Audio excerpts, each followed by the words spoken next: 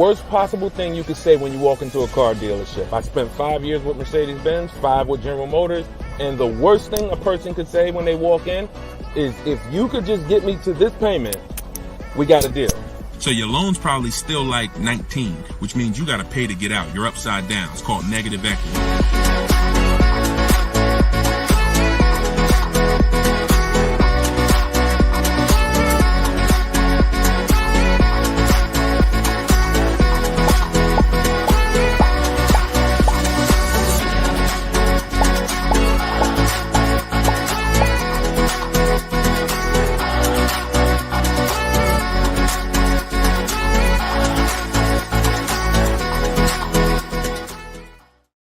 Welcome, everybody. Welcome to episode 7, I believe we're on, of Car Shopping Questions and Answers.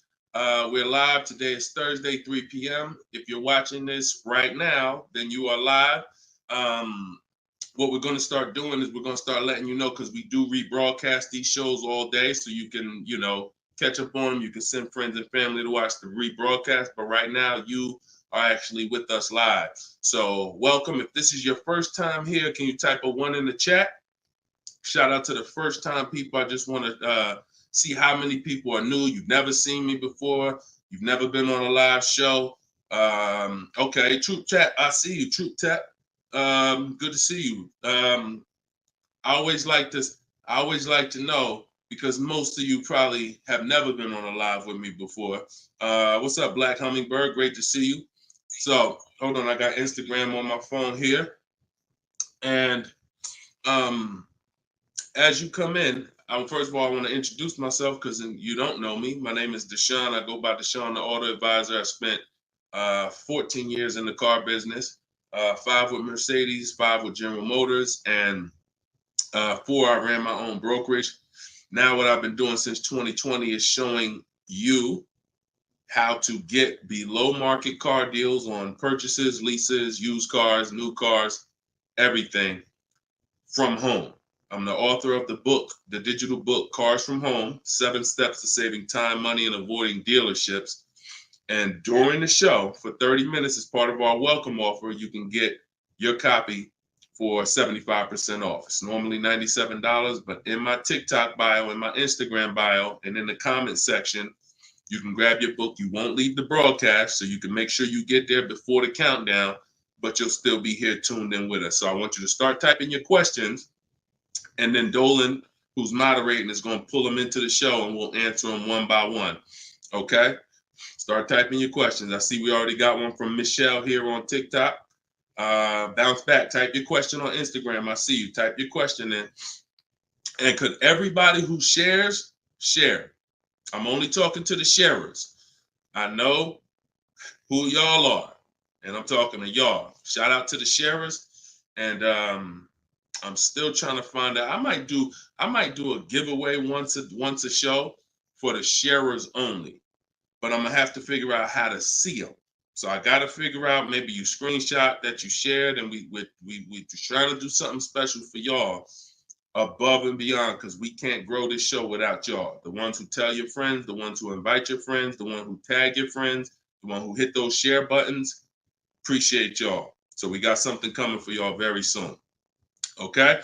So pull the first question, and Dolan, let's get the show on the road. Okay, this one's from TikTok. Leasing and maintenance versus purchasing and maintenance. Great question. So with a lease, most times all you're doing is oil changes, tire rotations. If you got a luxury vehicle or import luxury vehicle, maybe they require like a brake fluid change. Like when I worked for Mercedes, you had a service A, service B, service A, service B. That's how it usually rotated. And the service B was, a brake fluid change, but it's pretty cut and dry because it's a new car.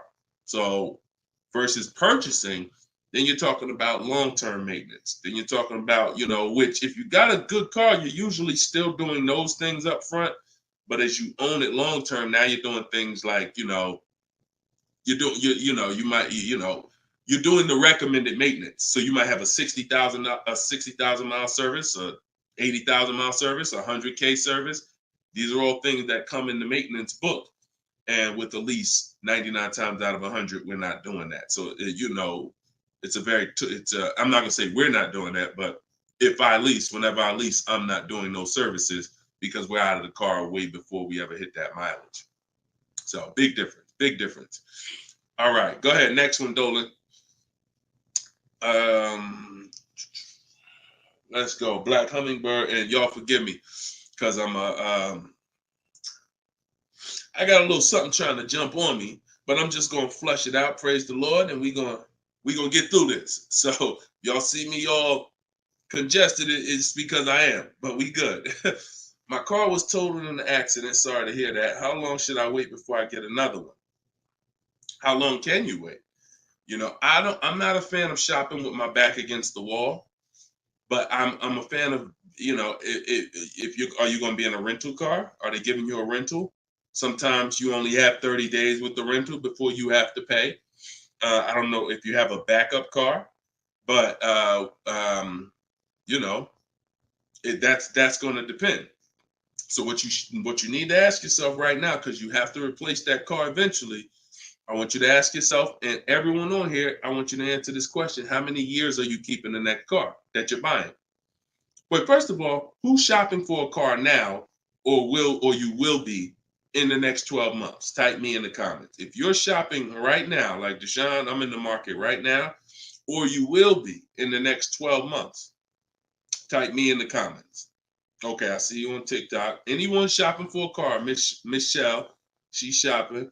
Okay, if you're shopping for a car right now, or you will be in the next 12 months, type me in the comments. All right, Black Hummingbird. Yep, I see you. El Rel on YouTube, I see you. Jesus on YouTube, I see you. All right. The first question I want y'all to answer, everybody, is how many years you're keeping the next car? How many years are you keeping the next car? This is very important because this is the buying versus leasing question. How many years are you keeping the next car is the buying versus leasing question. So your Black Hummingbird, when you shop, is going to depend on how long you have. If you got a backup car, then there's no rush.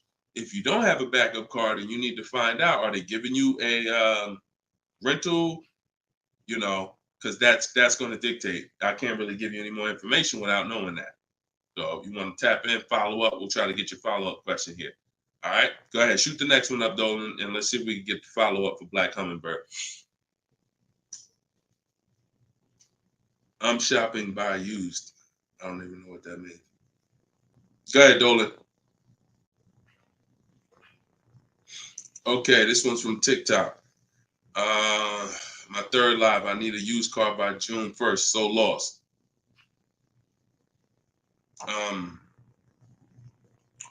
Where you lost? Everyone learns differently. So you have to ask yourself, how do you learn? There are people on these lives, we've already gotten DMs and emails saying that people use the show, they use the strategy, and they got cars. So we've already got, and we've only been doing these shows for a couple weeks now. That's because they can learn that way. Somebody else who can't, you got to be honest with yourself, but I give you the information in multiple different ways. In my book, if you're a book person, in my video library, it's up to you. But if you're sitting here, because everything we do on this show, I try to break it down. No, we don't rush through answers. I don't give y'all one-word answers. Every question, we pretty much take it and we break it down to the nth degree. And some of the things you guys have similar questions, so we've answered them on multiple shows. But you have to know how you learn in order for you to win. Okay? If you're lost here, then you could stick around and we'll continue to do what we do here. But you have to know how you learn. That's why we make information available in a multitude of ways. You see people who have my book. Some people could piece deals together with my social media videos, even though they're all different topics. Used cars, buying cash, leases, they're all different types. So you got to really piece them together. Some people do it that way. It's up to you. But don't just sit there struggling, man. Not at the cost of what it costs. Not at what it costs. All my information is available and it's affordable. Some of it's free, a lot of it is free. But every single product I offer, from my coaching program to my book, it's all affordable. So get in where you fit in, brother. That's really the best advice I could give you. All right, go ahead, Dolan. Shoot the next question.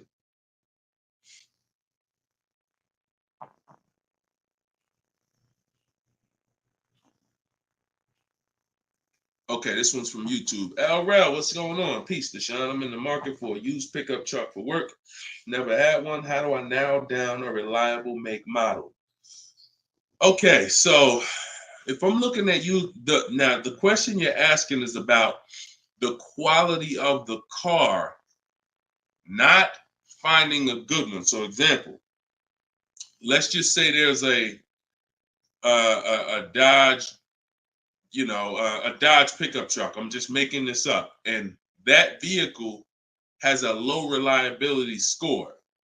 It doesn't matter if I go find a good one and I use my steps, the steps I'm going to go over with you to find a great used car, because the car overall has a low reliability score. Some Nissans have a low reliability longevity score because of their transmission. It doesn't matter if you use what I'm going to teach you to narrow it down to a great one, because the vehicle overall has a low longevity score. So I think the question you're asking is, how do I find a vehicle that has a good reliable one, and then I'll go shop for it. And because we could switch it. You could have a vehicle that has a high reliability score, high longevity score, but then you got a bad one because you didn't have a process on how to get it. So I think you're asking the first question, which is top level, how do I choose some good vehicles? And that's really Google, and we have a process. It's in our shopping process where we do a reliability check on every single vehicle. It takes 5 minutes to do. You're going to type in the specific year, because years change. You might have a 2019 that has low reliability scores. In 2020, they fixed it. So we got to make sure we're adding the year when we do this Google search. But if I'm looking for a pickup, I'm looking at like a 1500, and I'm looking at, what I need. Some people need 2500 if you need heavy duty or something like that. But then what you're doing is typing it into Google, and you're looking at all the competitors. I'm looking at the Toyota pickup. I'm looking at the Dodge pickup. I'm looking at the Ford pickup. I'm looking at the Chevy pickup. And then I'm just choosing, all right, which one of those do I like? All right, I like those two. Then I'm deciding which one I'm going to like. Now, if you're buying used, you can't test drive it, because you can't test drive a used car until literally you're ready to take it home. You can't go and test drive one here, because the one you end up getting may drive totally different. That's just the way it is with used cars. So oftentimes what you're doing with used cars is you're looking at it, you're looking at videos on YouTube, but you're going to narrow it down to what you like, usually what you see in supermarkets, parking lots, on the road. Oh my goodness. Lord Jesus, help me get through this. And then what you're going to do is you're going to do that reliability check. So you go to Google, you type in the year 2019 Toyota Tundra reliability. Then you're going to skim that first page. So that first page of articles is going to tell you all you need to know. If you see low scores, if you see 7 out of 10 reliability, just skim that. Don't pay attention to any site from a dealer. This is part 4. This is in my book, because this is step 4. Because the next step after this car passes this test is now we're going to shop for it. You can't skip this. So that's why this is a really good question. Some of you are skipping the process of doing a reliability, longevity, and initial quality check on the cars you're getting. And that's why you get cars that are in the shop every 90 days. It's not because you bought a bad one necessarily. It's because the car itself has a low rating. Transmission's going out on you because you didn't do a longevity check to see that that car is known to have transmission problems at 80,000, 90,000 miles. So if you skip this little 5-minute step, it could cost you thousands of dollars. So you want to do that reliability, skim those articles. And then because you're keeping long term, you're not leasing, you're going to do the same thing with longevity. So you're going to type in 2019 Toyota Tundra longevity. And that's when you're going to see what they're saying about the car long term. Does it, transmission issues, engine issues? Sometimes it'll say right at the top, these cars are known to last 200 to 300,000 miles when properly serviced. Then then the only mission is, all right, the car itself has great scores. Now I have to find a good one. Okay? That's step one now. Okay? That's where you start. Great question. Okay, go ahead, Dolan. Shoot the next one up. All right, we got Philip on Facebook. Would you say buying or leasing is better right now? Also, what about down payment with leasing? So, all right, you should never be in a position where you're asking yourself, should I buy or lease this car? Based on what you feel.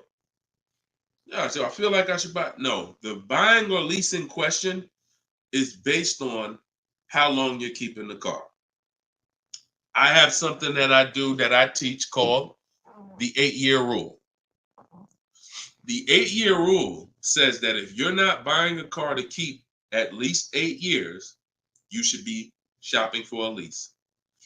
Reason being is there is no way for you to get a great deal on a car if you buy it when you should have leased it. Because lease deals, when you get a great lease deal, it's so good, it's so low, it's so much less money out of pocket that it will take a buyer years to catch up with you. We did a scenario in the last show where we compared this deal that one of our students got, Frina, who uses my stuff. And anyone who's using my stuff is going to get these deals if you follow my process. It's not, you don't have to be great. You could be a bad negotiator. It doesn't matter. As long as you know how to use a computer and do copy and paste, you can get these deals. But we compared her deal, which she got at $579 a month on this $65,000 car, and we compared it to a purchase, which would be literally $900, $1,000 a month. So how do we make this decision? Very simple. If you are not buying your car to keep for 8 years, you should be leasing it, because in the middle, y'all know when I break this out, if you've been on the show before, this is the depreciation scale. This is how your car goes down in value. I know some of you have been taught, I want to buy my car, I drive as much as I want. I don't want to pay for the miles. But you're paying for your miles. Because check this out. You buy your car here for $30,000. A year later, even if you don't drive it, it's no longer worth $30,000. At best, it's worth $22,000. If you don't drive it 1 mile, it's probably worth $25,000. You lost $5,000 and you never drove it 1 mile. That's depreciation. So your car is depreciating like this. Year 1, year 2, year 3. That's why you flipping these cars, buying cars, trading them in 6 months, a year. You're losing at least $5,000, $10,000, but they'll hide it in a monthly payment. See, a cash buyer, you never do this. Some of you who are like, I pay cash, you never do it. You never buy a car, turn around, I don't like the car, I'm gonna trade this thing in. Because when you come in and they tell you, well, I know you just paid 35, but we can only give you 28. I just bought the car 6 months ago. You know what I mean? I lost $7,000 that fast? Yep, at least. You're like, all right, I'm not doing that. But with a payment, they'll hide it in a payment, and you don't understand. You just lost $7,000 in 6 months. So this is how you have to see this short-term ownership when you buy a car. My car is going down in value 20% the first year, 15% the third year. It's losing thousands of dollars. But if I keep it a long time, 7 years, 8 years, it starts to level out where I'm not losing that money anymore. If you have a car outside your house right now that you've had for more than 8 years, I want you to type the number of years you've had the car. Everybody on here, we're live. This is our 3 p.m. Thursday live show. This isn't a rebroadcast. So tell me right now, everyone who has a car outside, type how many years you've had the car. How many years? If it's 8, if it's 9, 10, 12. Had somebody on the last broadcast, somebody said they had like a 15-year-old car outside. You'll notice this, Gilda, you got an 11-year-old car outside. Here's what you'll notice. Your car is no longer losing value like this every year.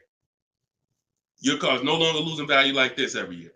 You're going to look and say, if let's assume right now, Gilda, your car is worth, I'm just making up a number. I don't know the car, nothing. Let's say it's worth $8,000. A year from now, it's going to be worth close to $8,000. Probably worth $75,000. That means you've won. So when you're trying to, when you are buying, wow, Carol's Care has a 18-year-old car outside. So that means you've won, because this is how you win with a purchase. And pay very close attention to what I'm about to say. You don't win when you pay off the car. You pay off the car, but your car's still dropping like this. You didn't win yet. You didn't win yet. You win when you actually pay off the car and now the car is not dropping in value. You beat the depreciation. That's when you win purchasing. A lot of people were taught, don't keep the car that long. And that's where you're losing. That's why leasing is for you. Because there's only two ways you're going to avoid those hits. You're either going to keep the car long enough to get to where people like Gilda and Carol are. Look, Big Rich has these are people who kept cars long term, or you're going to get great lease deals where you're paying pennies on the dollar and you're winning. But those of you who are stuck in the middle, we got to get you out the middle, because you are losing the most money. You buy cars, you resell them. You buy cars, you trade them in 2 years, 3 years, you're losing the most money. You lease, but then you buy the lease. You're losing the most money. You're stuck in the middle. You got to pick a side. There's only two ways to win. Great lease deals, long-term ownership. Anything in the middle, you're losing thousands and thousands of dollars in depreciation. All right, we clear? All right, perfect. Shoot the next one up, Dolan. I see you, Luscious. I purchased the book. Awesome. Congratulations. Enjoy it. This whole show is sponsored by my new book, y'all. It's called Car Shopping. It's called Cars from Home. 7 Steps to Saving Time, Money, and Avoiding Dealers. So we have a welcome special. So you can get your book for 75% off the whole broadcast. Well, 30 minutes. It's normally $97, but you can get yours. We're rated 4.94 on Goodreads. You can get yours for $24 as long as you get to my bio before the 30 minutes expires. And $97 is a great price. Because here's the thing. I got a lot of books on my shelf. I cannot tell you a lot of books that saved me a lot of money. And my goal for this book was to be one of the books where you look at and say, man, this book right here has saved me thousands and tens of thousands of dollars. And that's my goal for the book. And we've been doing well at that. So, all right, this one's from Instagram. Mission Green. I'm in a purchase for 2 years with negative equity. Want to get into a lease. How can I walk away with the least out-of-pocket cap? So, you're in a purchase right now. You realize, Deshone, I'm not keeping my cars 8 years. I want to transition to a lease. Okay, so what you're going to do, the first thing you're going to do is an equity assessment. Equity assessment is when you find out you're going to get the highest bid, because we never sell a car. We don't trade cars. We never replace a car without getting bids on it. We never buy a car without getting bids on it. We never take a loan without getting bids. So what we are doing is we need to get bids, because bids are going to tell us what is the highest offer we can get for our car, which means that would be the smallest amount of negative equity we could possibly have. So as you get these bids, you're going to get your payoff from your bank, call your bank, get your payoff, then go to CarMax. We like to get 6 bids. CarMax, Driveway, Carvana, Kelly's Blue Book Instant Cash Offer. Do not use kellysbluebook.com. It's nothing but a marketing website that it does us no good. Kelly's Blue Book Instant Cash Offer. Auto Nation Sell My Car, and Car Guru Sell My Car. Now, that'll get you 6 offers. And once you have those 6 offers, you'll know this is what my best case scenario is when it comes to my negative equity. That's my best case. There's 2 ways to get out of negative equity and get a car. There's 3 ways to get out of negative equity, but one of them doesn't lead to a car right now. So we're talking about the first option. That's what you do, and you want to pay the difference. So you're going to get all those bids, and you're going to look and say, okay, I got a $4,000 negative equity if I sell my car to AutoNation. They're the highest bid. Highest bid, $4,000 negative equity. I would not be taking any other money other than the putting it to the negative equity. If you got $4,000 in your pocket or anything and you're like, hey, should I put this down? No, we're going to get the next car with no money down. We need to minimize our negative equity by taking the highest offer from the online bidders. Now, once that happens, we close the gap, and that's the way to move. That's the best case scenario. So if you can't do that, then what you're going to do is you have to trade. This is the only time we trade cars. There is no other time where we are going to trade a car, because you don't get the most money trading a car. You don't get the most money trading anything. If you think about it, if you got a lawnmower and I got a bike, and I'm like, man, look, I'll trade you my bike for your I'll trade you my bike for your lawnmower. Neither one of us is really getting the most money that we could get. That's a trade.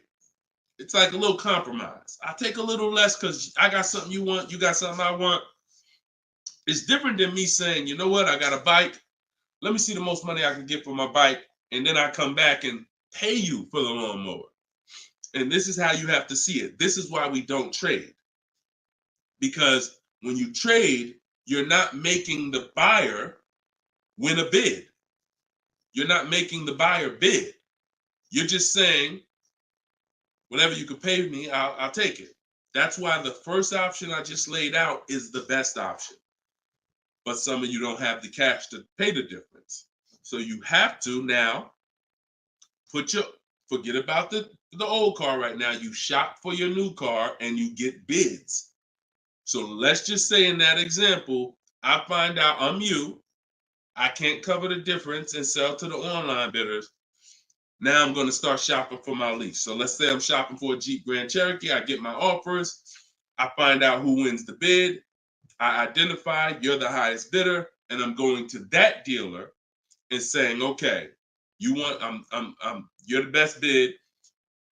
Can you tell me what you could pay for my old car? I'm not telling them what I owe. That doesn't matter. I'm just seeing, what could you pay for my old car?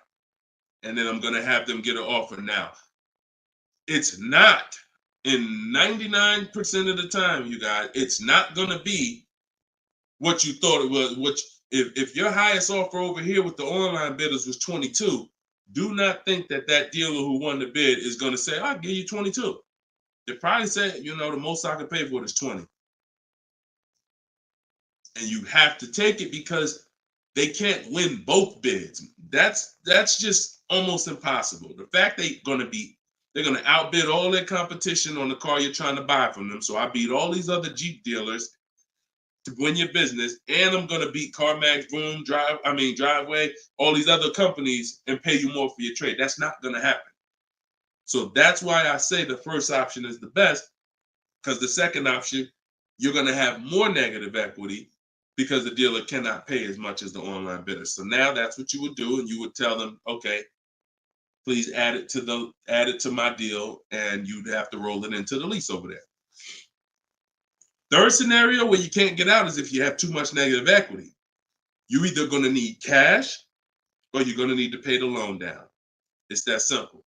Because when you bring that negative equity over, the bank only has a certain amount that they're going to approve. If you're buying a $40,000 vehicle, they're not going to approve $55,000 because you got all this 10 grand negative equity, 12 grand, you're just trying to slap it on. You can have a 900 credit score. That's why I call negative equity the bad credit for people with good credit, because it can literally prevent you from getting a car. So that's when you have to pause, or you got to put money down to try to get within the loan to value ratios. And that's why I say stay out, get out of negative equity and stay out of it. And 99 times out of 100, the reason for your negative equity is you don't lease. You don't lease. You buy cars, you take out 5-6 year loans on them, God forbid longer, 7 years, 8 year loan, and then you trade those cars in before the loan's paid off. That's what's happening 99 times out of 100 to cause people negative equity. And we got and that's the cause. So I just gave you the solutions, but I also want you to know the cause. And that because you're already moving to a lease, you already understand, which is good for you. You already understand, all right, I'm not buying cars anymore until I want to keep something 8+ years. I'm going to start leasing. So this should be your last time ever having negative equity. Okay? Great question. All right, Dolan. Let's throw the next one up. Great question, Mission Green. All right. We are live, y'all. It's our Thursday, 3 p.m. live show. Shoot your questions in. Dolan's going to pull them in one by one. We're going to try to get through as many as we can. What's the best way to start about negotiating from the online price? Is this for a new car or used car? This is RT. I don't want to mispronounce your name. How do I get your book? S. Lewis, it's in the comments. Dolan, can you make sure we got the comment for S. Lewis here on YouTube? For those on YouTube, in the comment, we should have a pinned comment where you can just click it.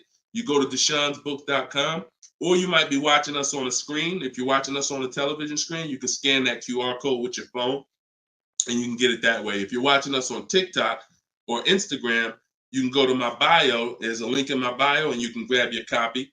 And you won't leave the broadcast. You'll still be able to hear us, but you can get your copy before that 30 minutes expires and the book goes back up to $97. Okay, when are you really live? I'm live right now, TFD. I don't want to mess up your name. So, all right. So I can't wait for you to answer, but what's the best way to start negotiating from the online price? So let's just assume are you talking about a used car? If you're talking about a used car, here's what you got to know. There's two types of dealers. One dealer posts great prices and sells cars very fast. That's I didn't witness this until I worked for a Lexus deal. I worked for Lexus for like 6 months. It wasn't for me. Great car, but it wasn't for me as far as the dealership. It's just I had already sold Mercedes. Mercedes was a little bit more exciting clientele because it's just a bunch of different people. There's luxury people, there's sports people, there's performance people. So I went back to Mercedes. But what I saw with this dealership was big on volume. Great price, not going to mark the car up a lot. So if you come in thinking, or if you call thinking, hey, take $3,000 off because you're programmed to negotiate, you're not programmed to know a good price. See, when you know the used car market, which is what I teach, this is what I teach in my book, it's what I teach on the show. You need to know the used car market because, and remember what I'm about to say, this is very important. What's hurting you is you don't even know a deal when you see it. I've had people who are looking, I'm literally making them an offer that I know the dealership is daggone my manager don't even want to do this deal, but they need it. We need the deal. We behind on our numbers. I'm selling the car. We ain't making, it's like pretty much a break even triple net deal. And they're still looking and questioning it. There's nothing we can do. And the reason why I never get in that situation, and the people who listen, if you listen to me, you'll never be in that situation, is because when you have multiple offers, you know a deal. See, the reason why those people would question if this was a deal, they didn't have enough offers. They didn't see that there's offers $2,000, $3,000, $4,000 more than the one I was making them to know confidently, Deshone, this is better than every offer I got so far. Let me take this and get up out of here. So you don't know a deal when you see one, and that's hurting you because someone who knows a deal, like me, or like somebody that listened to me, give you an example. Some of you are in the same town as some of you have my book. And some of you are actually shopping for the same car that someone else on here is shopping for. that means y'all are competing. So someone who's using my stuff and who knows a deal and who's sitting here talking to multiple dealers while you looking at one dealer slow and doing this, they're going to get that car out of before you even have a time to wonder if this was a good deal. Oh, you know what? That is a good deal. Let me call them back. That car's gone. It's gone. So that's the first type of dealer. They price the cars to sell and they're not going to be online for more than 24, maybe 48 hours, and they're gone. The other used car dealer is dealers who price them high and they prepare to negotiate. They're ready because they know people want to see a discount and they're waiting for somebody like you to come in and say, okay, knock $2-3 grand off, you know. But if they're overpriced, what does it matter? If you're overpriced $3,000, $4,000, $5,000 and you take $3 grand off, you're still, it wasn't the best deal. So don't think so. Some of the best used car deals, when I bought my Infiniti truck, he literally only had $800 he could give me when I got there. I didn't ask for it when I was on the phone because, again, what I say, I'm trying to teach y'all the psychology. I don't want you to know everything that goes on behind the scenes. I just want you to know what to do. But every now and then I got to tell you why you should be doing this. When that car comes on, and that dealer knows this is the best price in the market, this car is not going to last for 48 hours. You call them and say, hey, could you do another 1,000 off? Click, not even interested. One, the car just got here. I don't know who you are. I don't know if you're serious. Listen, we ain't got no time for that.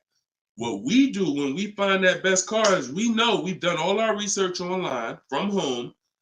I'm on my way. Only thing I need to know is, has the car been smoked in? Because I can't see that online. That's the only thing. We verify that there's no fake fees, because some dealers will price a car low and then they add fake fees because they want you to come without even asking them about the fees. And the second type will, hey, the car's been smoked in, and if you don't ask them, you'll get there and be like, oh, car smells like smoke. That's the only two things we verify. No bogus fees. Nope, hasn't been smoked in. I'm on my way. Then when I get there, we test drive.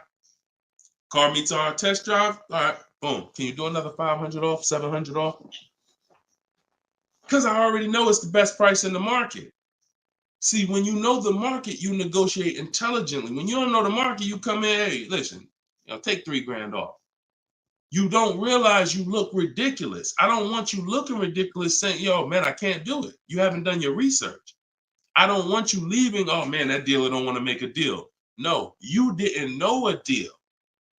And you leaving and you like, oh man, I'm gonna find somebody. So this is the science of car shopping online. This is the science. You gotta be able to know, is this car the best price in the market? If so, I'm not gonna ask for any discount until I get there. Because once they see me, I drove it, they know I'm serious. I know the car's the best price in the market. Hey, can you do another 500? Even if they say no, I know they won. All right, I won. But if they say, yeah, listen, I wouldn't normally do it because the car just got here, which is true. I know that. But, you're here. We want, all right, $500, we got it. Or, hey, look, can we split it? I really don't have the room. In which case, we know they're telling the truth because we know the market. You got it. We'll do it. This is how you get below market used car deals. You don't just stumble onto them. You get what I'm saying? Is everybody clear on that? Type clear if y'all are following what I'm saying. Clear if you're following what I'm saying. You're not going to accidentally stumble into a below market deal.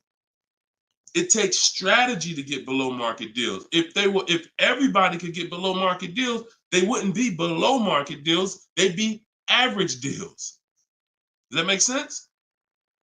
All right, glad we clear. I see you, Michelle. All right, shoot the next question up, Dolan. Let's roll. Let's keep it going. I see you, Rose, on Facebook. All right, Blooming Chosen One from Instagram. Almost done closing at 1%. Let's go. Come on.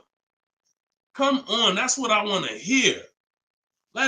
Come on. If y'all don't understand, Blooming Chosen One is about to close a 1% lease deal. That means her lease pay, I'm assuming that this is a woman. I can't see, so forgive me if there's no picture. She's about to close a lease deal at 1%, which means her lease payment is 1% of the MSRP, no money down. I just want to make sure it's clear, chosen one. We don't, if it's money down, it's not 1%. It should be like $400 a month. I'm giving you $400, car's $40,000. That's 1%. So, any tips on techniques for finding great deals on insurance? I use Insurify or I use Jerry. These are apps that shop on websites that shop multiple carriers. And I know it's Kayak and stuff like that, but what I found is Insurify has like insurance companies that we don't know about. It's painful shopping for insurance unless you have something that's actually, because think about all the insurance companies around us that will want to give us auto insurance. We don't know about them now. Small companies, they don't have the advertising budgets. So you want a tool that's going to connect you with all these insurance companies, not just the big name ones that we all know, Liberty Mutual, State Farm, that got the, $1 billion marketing budget. Some of the smaller insurance companies, we want to get those offers. And so Insurify.com, I'm not sponsored by them. I just love multiple offers. So I love multiple offers. And so any tool that gets me multiple offers on anything, I love. So yeah, that's what I would say. So keep me posted. I told you, I want to see your deals. See, she ain't even say what car she's looking at. That's how we know. See, people with no skills, all they talk about is the car. Just got the new Range Rover. Yep, just treated myself. Retirement gift. All they talk about is the car. And I'm not stepping on your toes, but you like Deshone, that's me. That's me. I know who I'm talking to. When you start getting skills and buying cars, making people bid 90 minutes from home, using my systems, the first thing that you're excited about is the deal.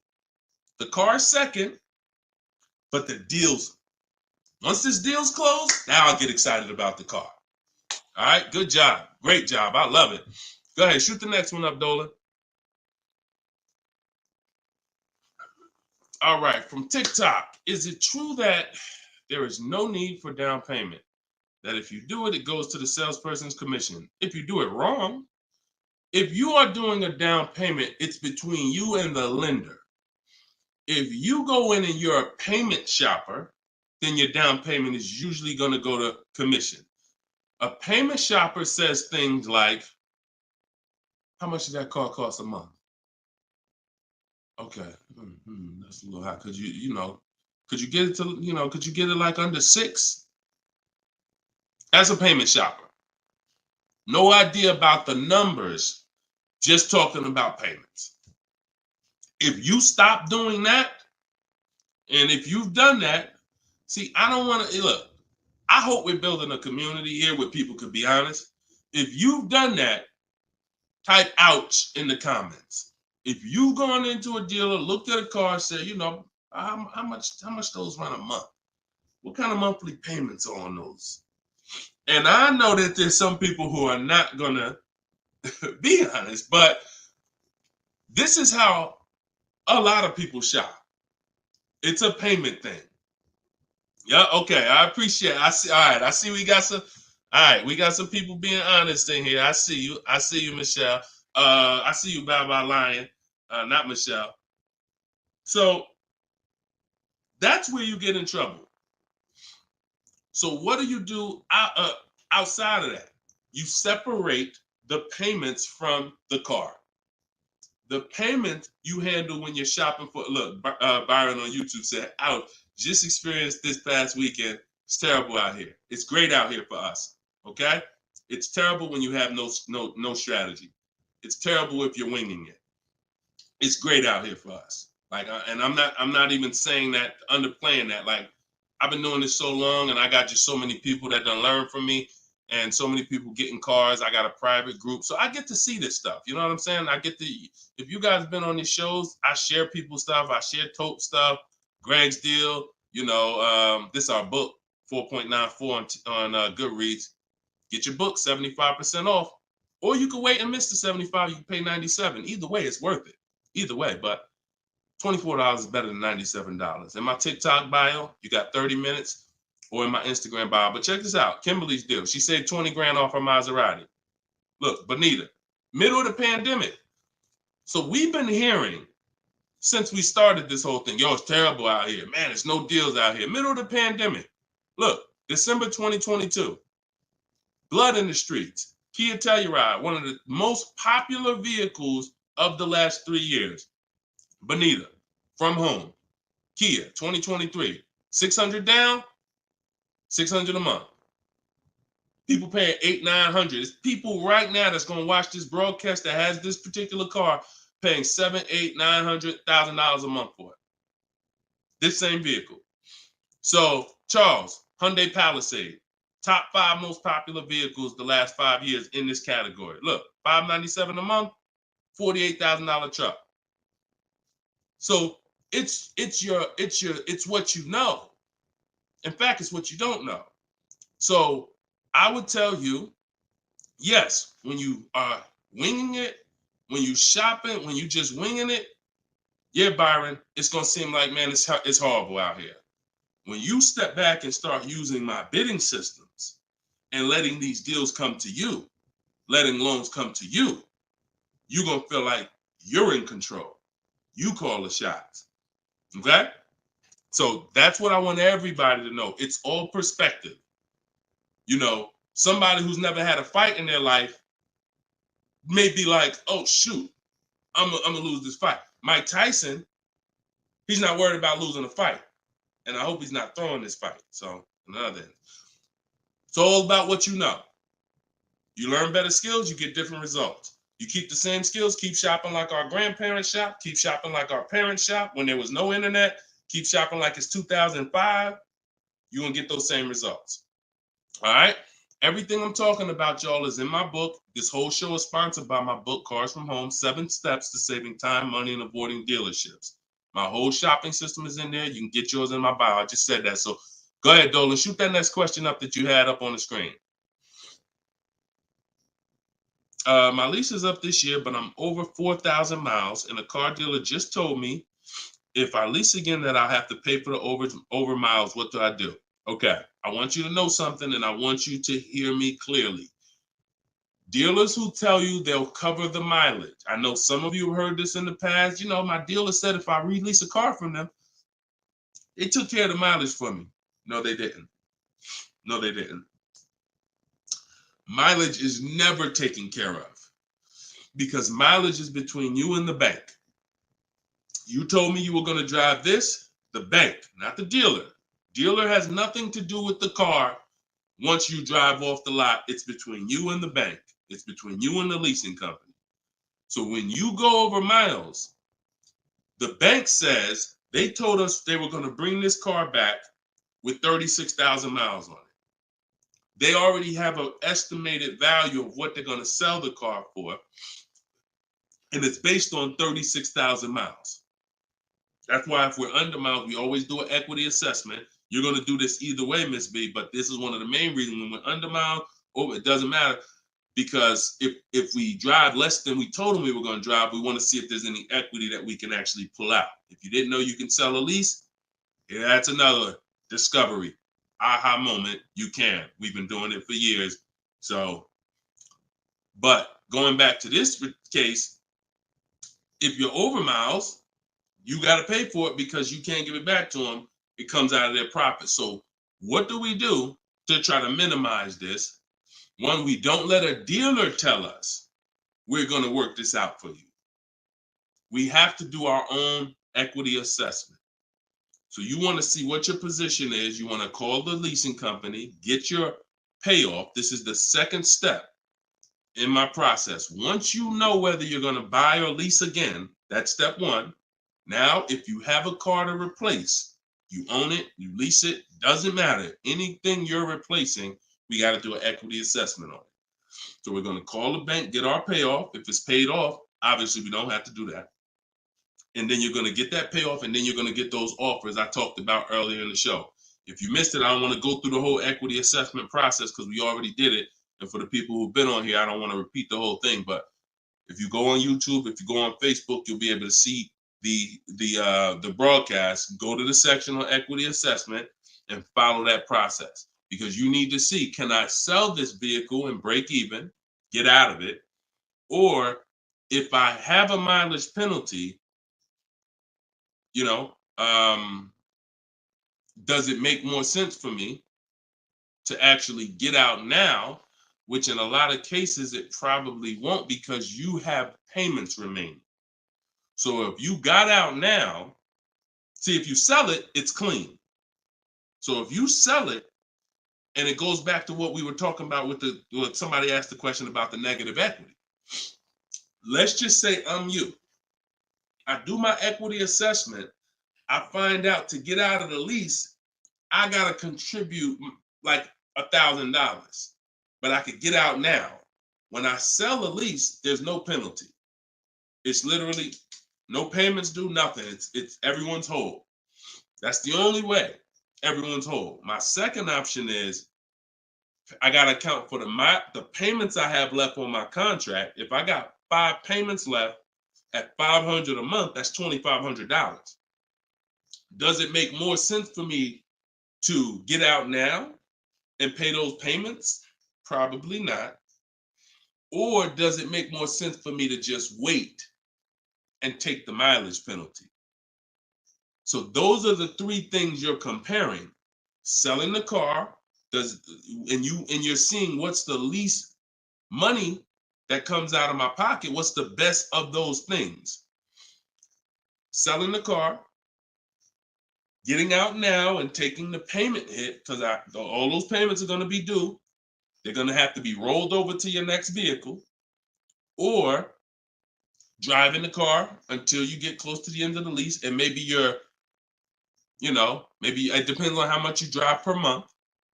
And maybe you're 8,000 miles over, and that's a $2,000 mileage penalty.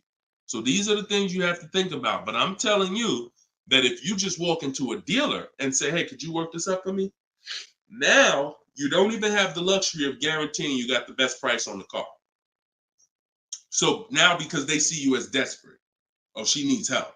She don't know what she's doing. So let's just work these numbers, move these numbers around, and tell her, hey, we got you to this payment. Does that work?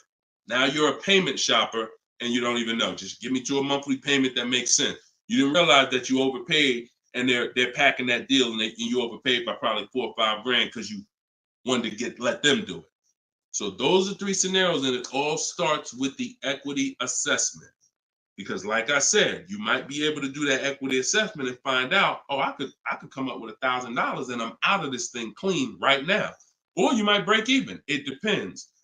That's why it's always an equity assessment. Equity assessment is probably everything in our process is important, but my God, skipping the equity assessment, you're skipping probably half of your transaction. Okay? And if you don't know how to do equity assessment, watch the show earlier. If you have my book, it's all in there. It's up to you. Go ahead, Dola, shoot the next question. Bought your book. Thank you for doing this. Thank you, Michelle. Enjoy it. Use it. Use it and win. For the rest of your life, use that book. And it's a digital book, so you don't have to worry about when it needs updating. I just update it. You'll open it one day. Like, let's say you get your car now. A year from now, you open up that book and you're like, all right, I need another car. My spouse need a car. My child need a car. Man, wait a minute. There's different stuff in here. That's why you always keep the email I send you with the master link in it, because that's where I update the book.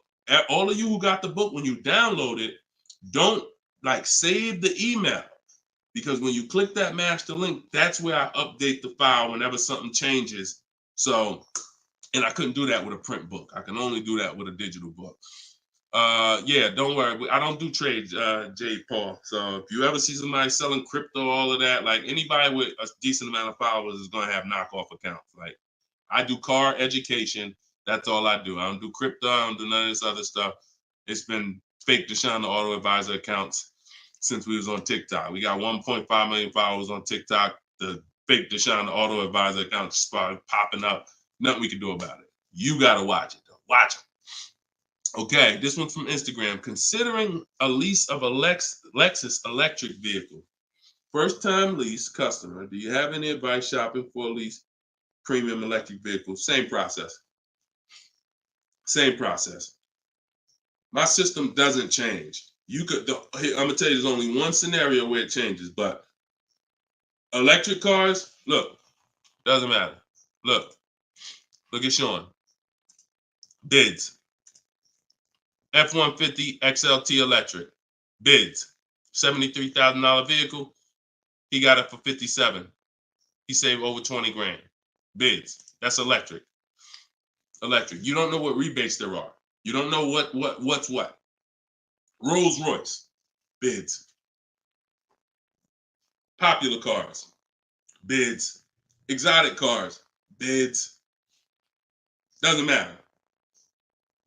Process is the same. The only time that bidding is not called for when purchasing the car is with Tesla or any manufacturer where the price is set. No matter where you go in the country, it's the same price. You buy Tesla in New Jersey, same price in California, same price in Minnesota. One price all around the country. You order the car. That's it. I don't care if you have GM supplier pricing. That everyone's doing a different price. Some people are not going to tell you. They won't tell you what the rebates is. Some people, oh, Deshone, I'm a Ford employee. I get Ford special pricing. Bids. Because 80% of dealers are going to lie and not give you the real Ford special pricing. Everything is bids. Put everything under there. All right? Go ahead, Dolan. Shoot the next one up, brother.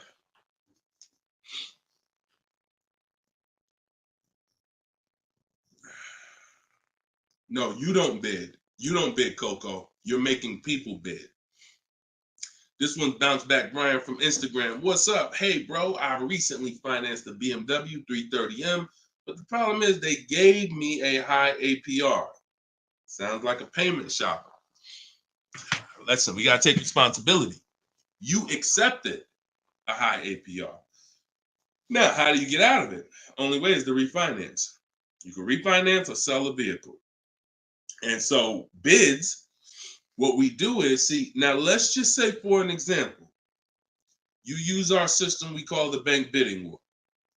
Bank bidding war is 3 rounds. We check to see if there's any special interest rates. 1, no special interest rates on the car, which a BMW 330M, probably not. You never know. But then if there's no special interest rates, we go and we get bids and we find a dealer that's going to sell us the BMW M for the lowest price. And it doesn't matter, popular cars. I had a young lady earlier this year. Well, no, that was last year. She was looking at the brand new X4M, redesigned, just redesigned, brand new body style. She got her offers. Best offer was $3,000 below MSRP. Worst offer was like $5,000 over MSRP. Brand new, newly designed, fresh in the country. No one's ever seen it. Bids, she got $3,000 below MSRP. When people are paying thousands more than that. So it doesn't matter the car. Now, once we, but that's that's the part where I say you separate the loan from the car. You separate the loan from the car. We find the dealer who's going to sell us the car for the lowest price. Once that's done, now this is when we talk about the second round of the bank bidding war, which is my bank, my credit union, online lenders, not the dealer yet. The dealer is round 3. The dealer's banks, the dealer's credit unions, that's round 3. That's the final round. Second round is I'm coming home, getting my bank, my credit union, online, giving them my information, going online, car loans online, looking at everyone that I can find that gives car loans in my area, letting all these people run my credit, because if you do this right, it doesn't affect your credit other than one hard inquiry. It shows all the inquiries on your report, but when you rate shop using the bank bidding war strategy, at the end of the window, it only weighs on your credit like one hard inquiry. But you got to do this in this small window. It takes 2 days. First one is all of those bank, that's the round 2. So now let's say my best rate from that round 2 is 7.9 interest rate. Okay, round 2's done. Now I'm calling the dealer who won the bid, who has my car waiting. I already reserved it. And I'm saying, okay, my bank or this bank gave me 7.9. If you guys can beat it, I'll give you the business. Now round 3 starts. with the dealer going to work. That's when the dealer's bank. See, the problem is the dealer was your first offer for financing, or one of your first offers. The dealer, when properly done, is our last offer. And so if he came back and at the end of those rounds, 8.99 was the best rate, you wouldn't have a question. You wouldn't be questioning it. You wouldn't be saying, oh, man, how do I get? You would still be considering refinancing because that's still the solution. Whenever rates get lower, you refinance.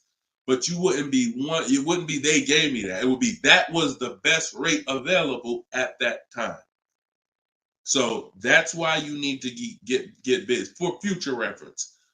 But in your case now, all you can do is find somebody to refinance the loan. And that's what you do. Type in car loan refinance online. Call your bank, call your credit union. Hey, I'm looking to refinance and see if they can be 8.9. Okay. For future reference, though, bank bidding war. Okay. And that's we gotta we need to. I want to get you to the point. You gotta. It's up to you. Use this. Everything I'm telling you is simple. Nothing I'm telling you is rocket ship building. This is all simple online processes from a computer. We got grandmothers doing it. We got introverts doing it. Doesn't matter. We don't even talk. Has anybody heard me say anything about talking? No. We're using online tools to get these processes done. That's why they work for everybody. If you had to talk, then yes, you could mess it up. But this is for the future reference. We want to guarantee that we got the best price. And the only way we're going to do that is with bids on everything. Okay? Go ahead, Dolan. Next question. Great question, though. All right. This one's from TikTok. Can24 Loco. Is a lease worth it if I know I'm going over the miles? You pick your miles. You pick your miles. I had somebody no, I don't even want to talk about him. He's somewhere along the line they told him it was okay. So you pick the miles on a lease, and I would never in a million years pick less miles than I need. 10,000 miles per year, 12,000 miles per year, and here's what happens: if you see somebody who's intentionally picking less miles to save $20 and to go from 10,000 miles a year to 12,000 miles per year is probably like $20 a month. To go from 12,000 to 15,000 for most cars is probably another $25 a month. So the difference between 10,000 miles per year and 15,000 miles per year, 15,000, no penalties. Deshone, I know I need 15,000, but I took 10. So you're going to do 15,000 anyway, and you're going to be penalized for the 5,000 per year over at 25 cents a mile. Instead of paying the additional $45 a month, which would be way less than the penalties, because 5,000 miles per year, 15,000 miles over at 25 cents a mile is $3,750. $45 a month times 3 years is $1,620. Numbers are numbers. $45 a month more to my lease contract from the beginning, because that's the mileage I really need. I'm paying $1,620 extra over 3 years to have a comfortable lease experience, no penalties, and I can enjoy my lease. Versus taking 10, knowing I'm going to drive 15, and then looking and saying, dang, I'm over miles by 15,000 miles, and how can I avoid this almost $4,000 bill that's coming? Choose your mileage wisely. Deal structure. Step 3, I got a whole step in my process on deal structure. This falls under deal structure.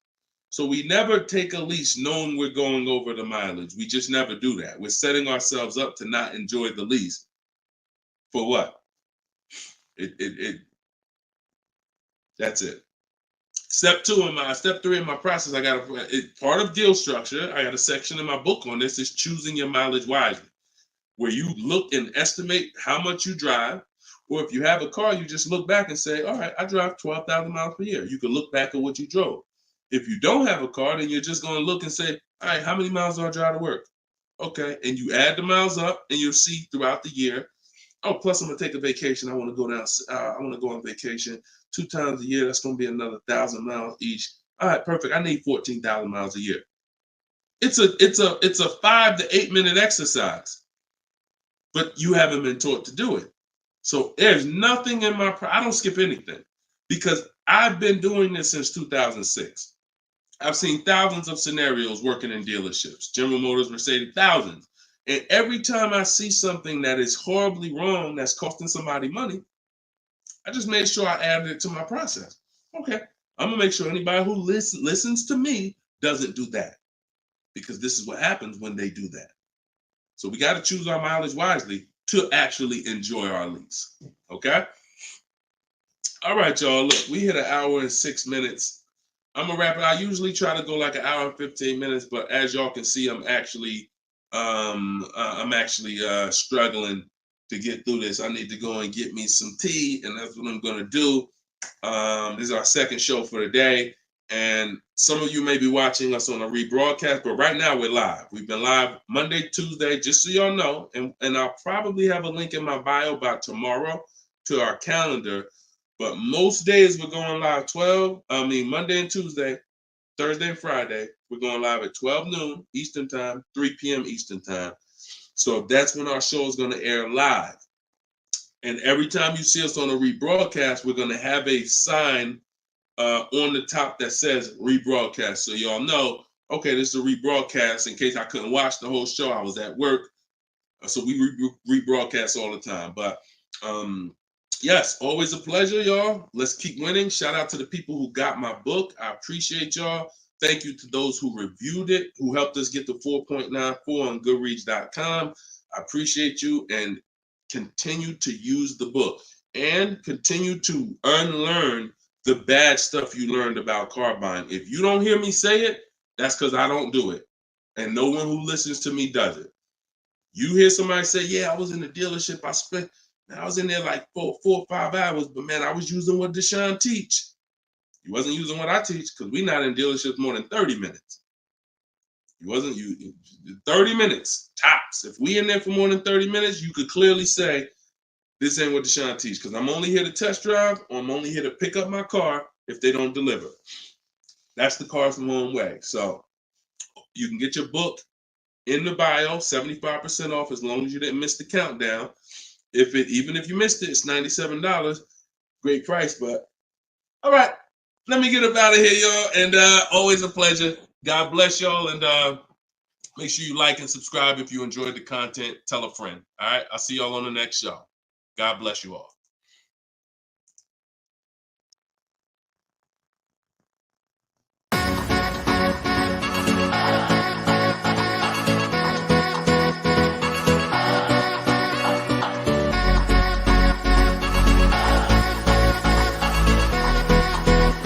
The worst possible thing you could say when you walk into a car dealership. I spent 5 years with Mercedes-Benz, 5 with General Motors, and the worst thing a person could say when they walk in is, if you could just get me to this payment, we got a deal. So your loan's probably still like 19, which means you got to pay to get out. You're upside down. It's called negative equity.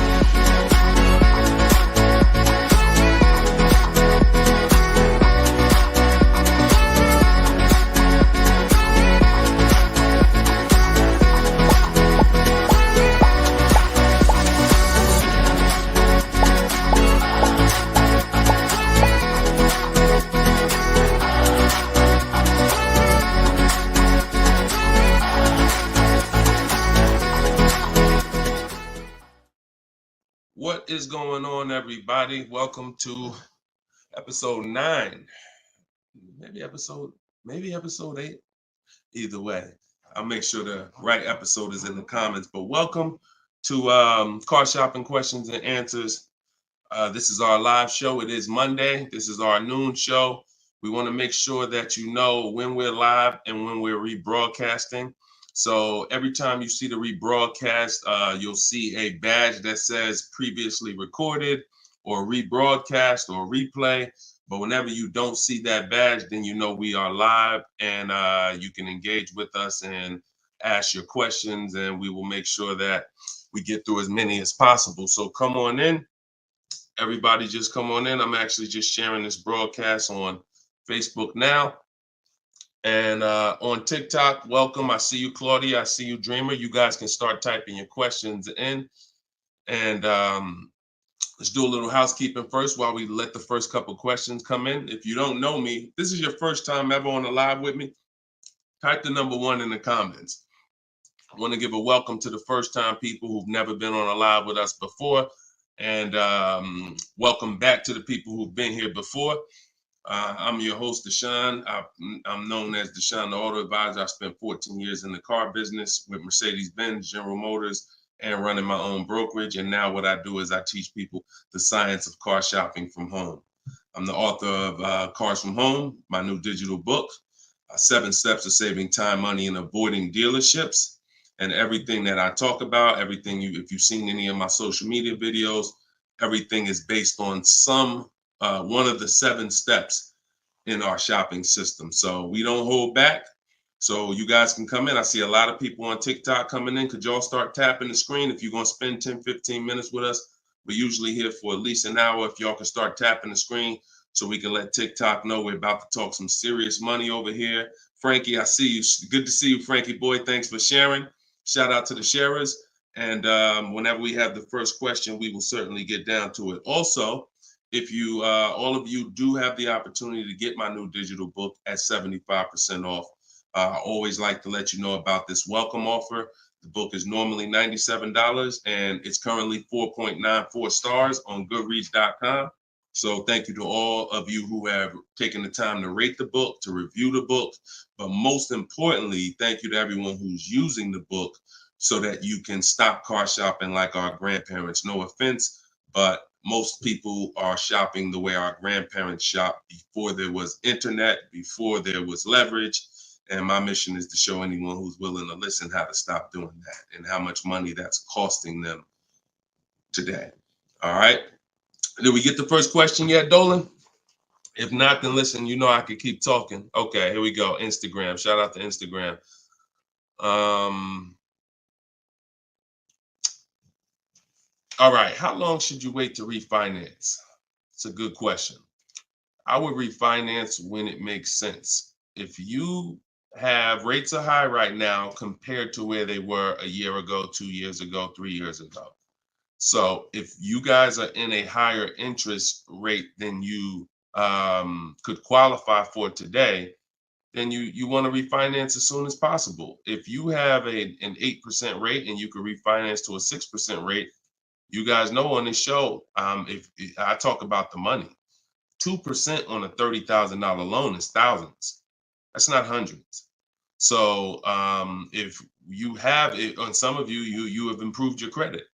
So you may have had a lower credit score a year or 2 years ago when you got your car, but now your credit score is higher. So you want to make sure you are following this guideline though. Most of the people who want to loan you money want you to take more for longer. That's just what they want you to do. I am of the mindset of you don't want to stretch the loan out long. You don't want to stretch the loan. You don't want to stretch so if you've already paid for a year or two, you don't want to stretch the loan out longer because they'll want you to take it longer. They'll tell you right up front, if you take a 6-year loan, your payment's going to be this. Meanwhile, you've already paid for 2 years. Don't fall in love with the new lower payment. Fall in love with paying as much as you can at the higher interest rate. So if you can pay a higher payment for 4 years, pay the highest payment you can to get the loan out of the way faster. Don't be tempted to stretch out the loan and go longer with it. Or else you're falling into that trap. Like I said, people want to loan you money, want to lend you more for longer. They take it for 6 years. You could always pay it off earlier. They're hoping you don't. Okay, so that's typically the rules of thumb that I like to follow. All right. This is from Instagram.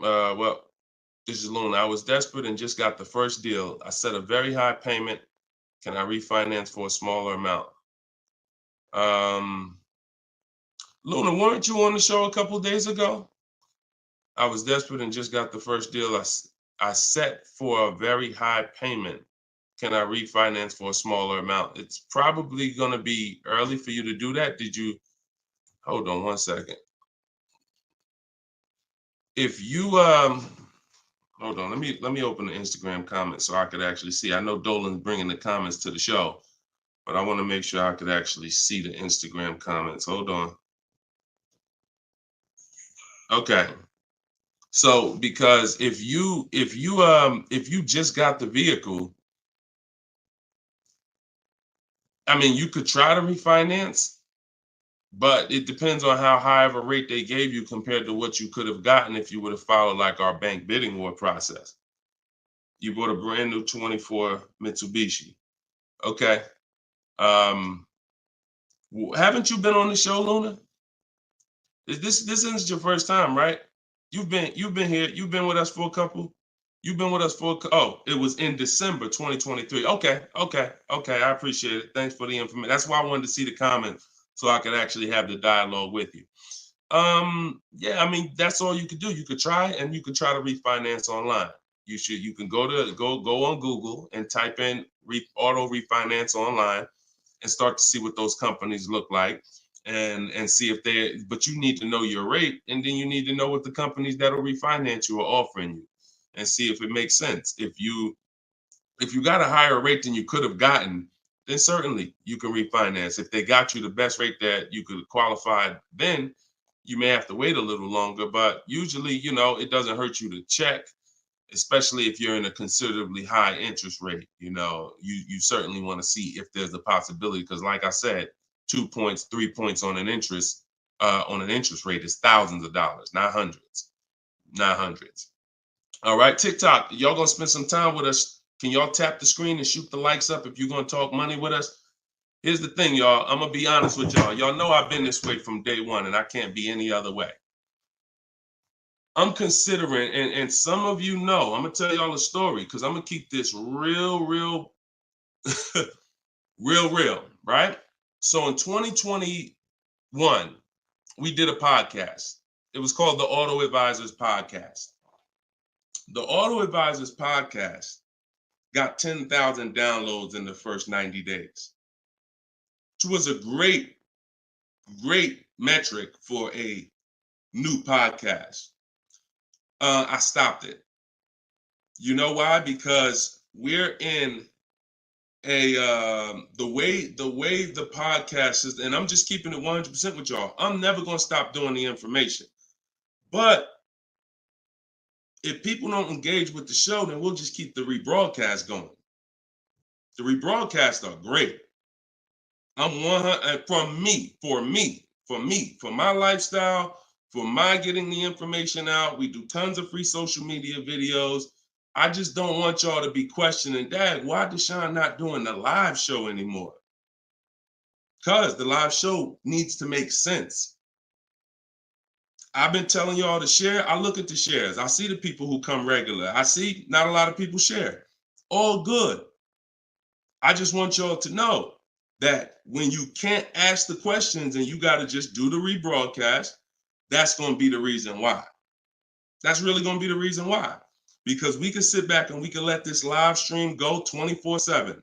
I love it. Dolan runs it. It's great. We sell a lot of books throughout the day.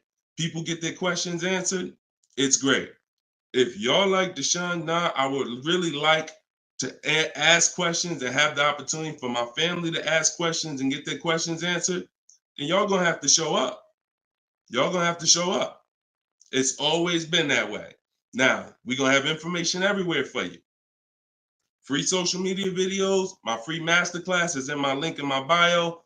But if y'all want to keep this show going this way live and not just see 24/7 rebroadcast, then y'all gonna have to make sure y'all show up. And if we don't see the likes and we don't see the shares, then it's all good. That tells us everything we need to know. because there's nobody out there doing what we're doing right now. So if it was 20 other people doing these shows, then I understand. We got to make sure we're better than them. There's nobody doing what we're doing right now. So it's up to y'all. All right, so Dolan, let's go. TikTok question. Can I get a new lease with no money down and get the same car payment monthly, turning my lease in soon? But that depends on how good you're going to shop. See, if you got, a lot of people are going to be fooled into this conversation. Car salesman calling them saying, hey, I could get you out of your lease, keep your payment the same, and you'll be good. That's the conversation they're going to go for. Now they're going by 2021 and 2020, well, really 2021 payments, which were the highest in history. And what they're depending on is they're hoping that most people don't ask a question. You already been paying this, you already been paying the high payment. What if I could put you into 2024 for the same price? Meanwhile, those prices that you were paying were ridiculously high. All through the pandemic, most 99 probably percent of people were paying ridiculous payments. That's why I always show Bonita. So when you look at Bonita, Bonita is the one who got one of the most popular vehicles during the pandemic. It was a Kia Telluride 2022. She got it for $600 out of pocket, $600 a month. It was like a 1.25% lease. How? Sitting at home and shopping offers. So to answer your question, don't comply. Your deal is going to be based on how well you shop. And what I'm teaching you to do is to stop going into dealers because 80% of them are overpriced. So you're going to go into a dealer, do your test drive, and then you're going to come home and you need to get at least 5 offers. Now you could do it my way. In my book, I have a strategy called the 25 to 5. We go online, we go to the dealer's websites, we put in what we want, 25 dealers' websites. It's a copy and paste template. Then we have conversations by email because out of those 25 dealers, figure about 10 are going to have a car we want. And then we're looking to get 5 to 7 offers. If you shop the right way, you're not shopping the right way if you don't see a $150 to $200 difference between your offers. You're just not shopping the right way because we know I've helped. Personally, we have about 1,600 people in our car shopping course, in my coaching program, and we probably have about 6,000 people who have my book. That's enough data for us to know when people send me their deals, 80% of dealers are overpriced. What's the message then? If you don't get 5 offers, you're going to overpay. Hands down. Not 3, not 4. Now, some people with Charles, if they're shopping for a really hot vehicle, like Charles got a Palisade a little while ago, he got 10 quotes. So he reached out to 35 dealers. But look what he's paying. $48,000, almost $49,000 vehicle, he's paying $597. And both of those deals were no money down. So if he didn't know how to shop, then he would be paying $700, $800. Some of you may be looking and saying, Deshone, man, I got a Palisade and I pay a lot more than that. Or, hey, but that's going to depend on how you shop. You must get at least 5 offers if you're truly going to see the bottom of the market, because 80% of dealers, 4 out of 5 are overpriced. So certainly you could do deals with no money down. It's not even a question. And don't pay attention to commercials, because what you'll see is neither one of those 2 deals that I just showed you were from a commercial. They'll probably, when you look at what a commercial says you can lease a Kia Telluride for, especially or a Palisade for, especially a $50,000 Palisade, it would be a lot higher than this, and it would be with 1,000 down plus tax plus fees. That's why you can't pay attention to commercials. So that's the answer. Don't pay attention to commercials and get at least 5 to 7 offers. If you do it my way, it's quick. Takes about 20 minutes to contact all the dealers, and then you're using my email templates. Because what you got here, this is very important, you guys that are going to have conversations with dealers by email. You must know how to keep the conversation on your terms. You must know how to keep the conversation moving forward when people ask you, hey, can we get on the phone? Hey, can I get your phone number to call you? Hey, when can you come in? You must know how to have the conversation stay on your agenda. That's why I wrote the scripts. But even if you're not using my book and my scripts, make sure you are committed to staying the course, that you're not getting on the phone, you're not coming in, and that you're going to be shopping from home. Okay? Because salespeople will try to get you to come in. All right, go ahead, Dolan. Shoot the next one up.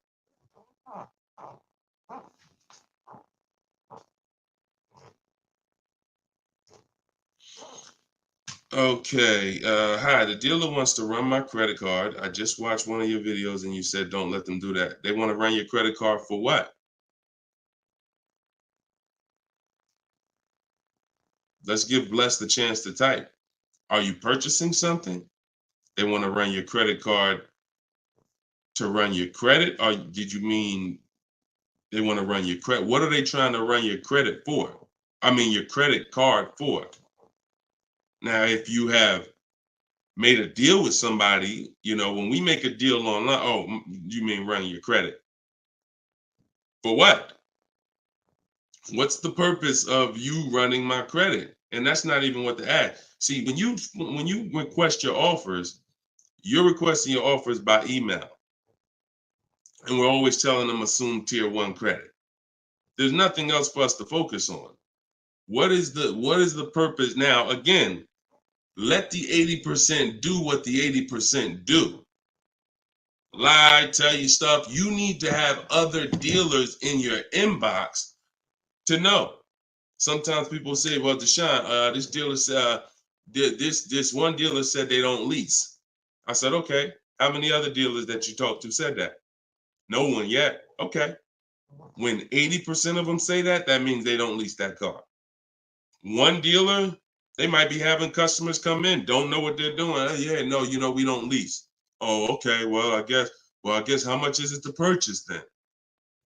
So let the 80% do what the 80% do. When we shop by the numbers, and when you shop by the numbers, you win, because if this dealer lies, the other dealer is exposed that they lied. So one dealer says I can't lease, and then 4 other ones give me a lease offer. Clearly, you were lying. So don't worry about what one dealer says ever. That's why you need to be having multiple conversations at all times. Trying to get my payoff, my car finance. Shoot Jerry's. Can you put Jerry's question up from Facebook here, Dolan? Okay, trying to get my payoff. Thank you, Dolan. My car finance company says contact dealer. Should I contact dealer? What the heck kind of broke leg, half-wit finance company you with if they telling you call a dealer for your payoff? What's the name of the company?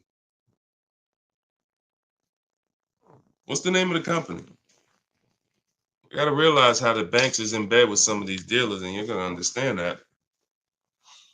The dealers couldn't have did Hyundai.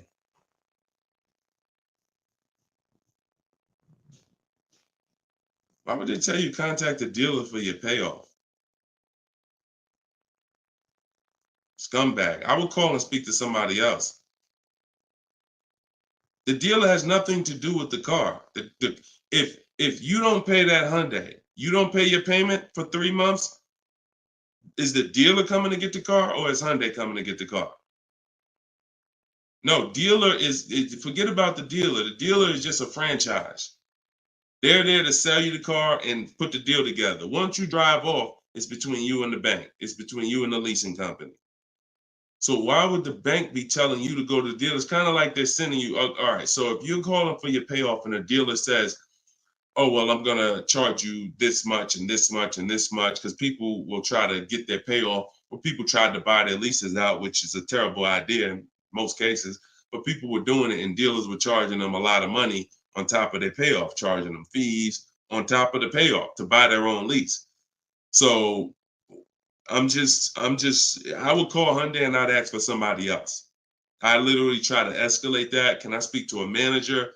Can I speak to somebody? Why are you telling me to call the dealer when the dealer is not who? The dealer has nothing to do with the car anymore at all. From the day you bought it, it's between you and the bank. You're the one that I owe. Why can't you tell me my payoff? And I would speak to somebody until I can get somebody on the phone who could give me an intelligent answer. That's ridiculous. That's ridiculous. TikTok quiet today. Y'all quiet on TikTok, boy. What's going on? Are y'all gonna send questions in? Let's keep them coming from Instagram then. TikTok, y'all usually be the ones sending the most questions. Let's go. What's up, Ron?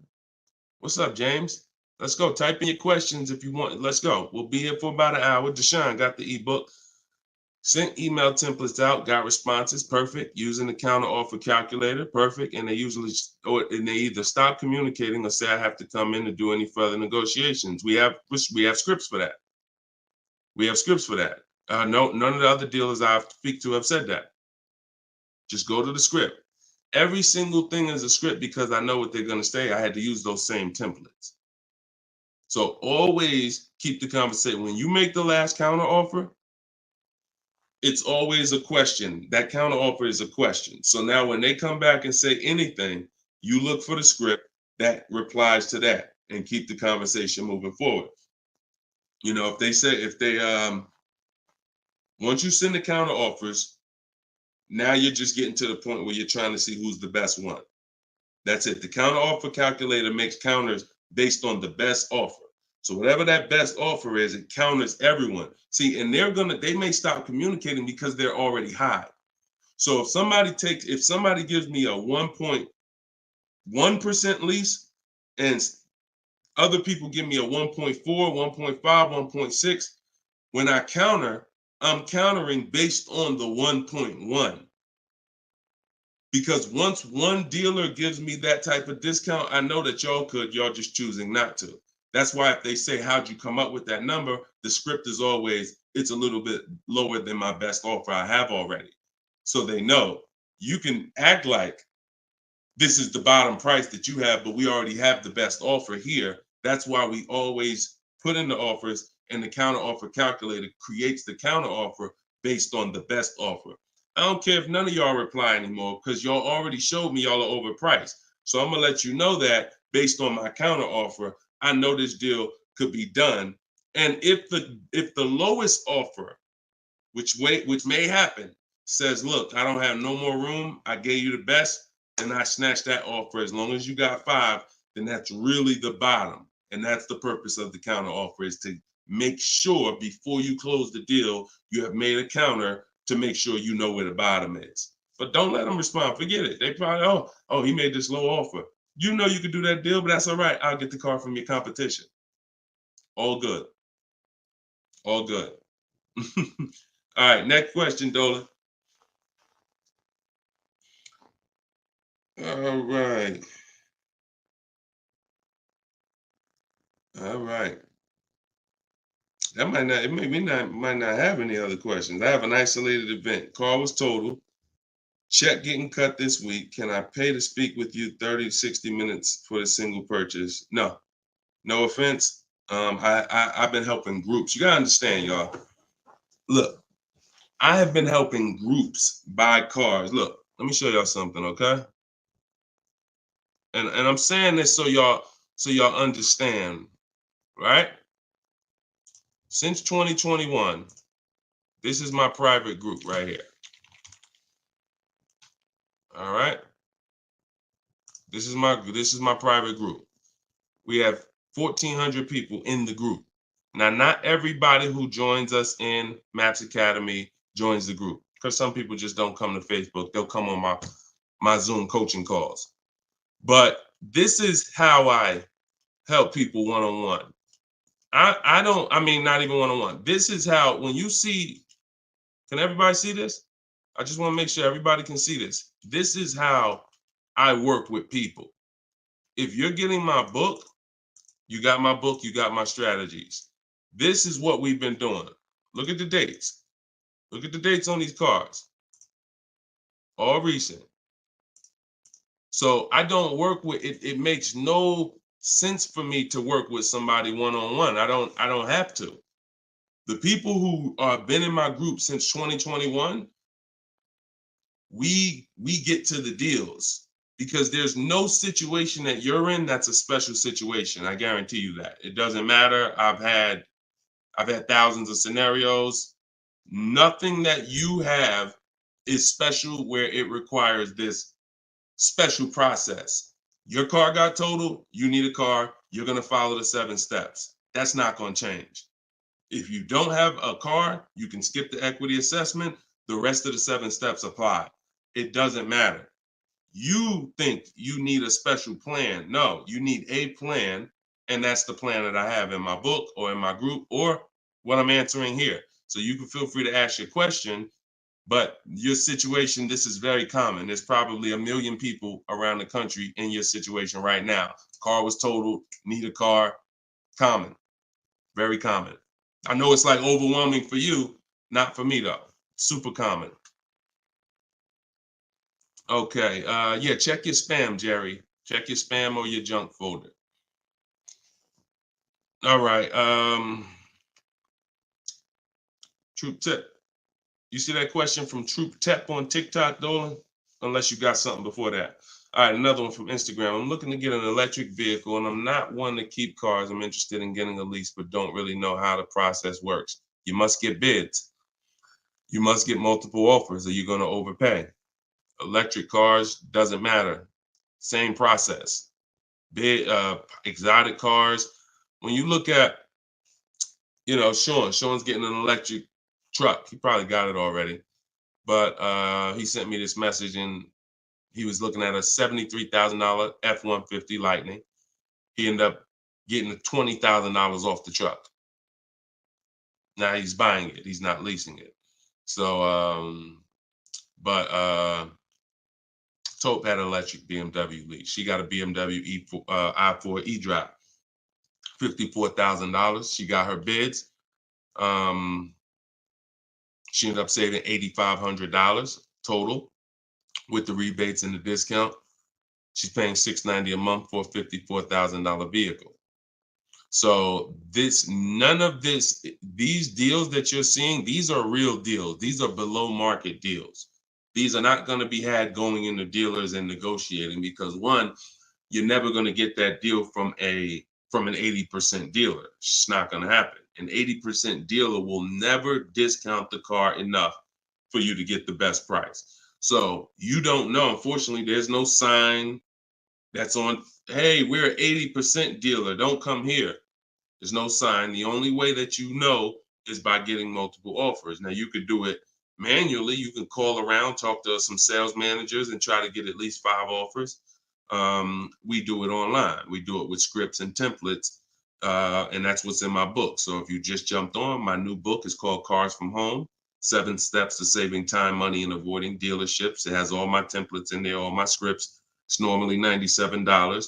But while we're on, for the next 30 minutes, you can get it for $24 if you get to my link in my bio before the 30-minute countdown is up. Once the 30 minutes is up, it does go back up to $97, which is still a great price because everything in that book is going to save you thousands and thousands of dollars. That'll be the most valuable book, but that's only if you want to use my scripts, my resources, and have me do the talking, which is you typing. But if you're going to do the talking, then I would call around and I get at least 5 offers, or you're going to overpay. No doubt about it. At least 5 offers. Okay. You can't calculate a lease manually. You can't try to calculate a lease and think. And even if you can calculate a lease manually, you still don't know what rebates are, what incentives there are. Sean didn't know there was $15,000 in rebates. How did he find out? Multiple offers. The best offer ends up revealing, wow, it's $15,000 in rebates on this truck. He wouldn't have knew that just walking in and trying to see, all right, what's the best deal I could get? 80% deal is never going to tell him it's $15,000 in rebates. So multiple offers is a must. Okay. Go ahead, Dolan. Great question. I'm new to your platform. I joined late. What do you recommend I do? I'm not sure I understand the question. What do I recommend you do about what?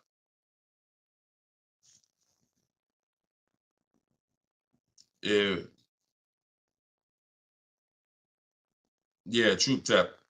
Send a follow-up question to that because I don't really know what you mean by that. What are you're new to my platform? Are you talking about this show?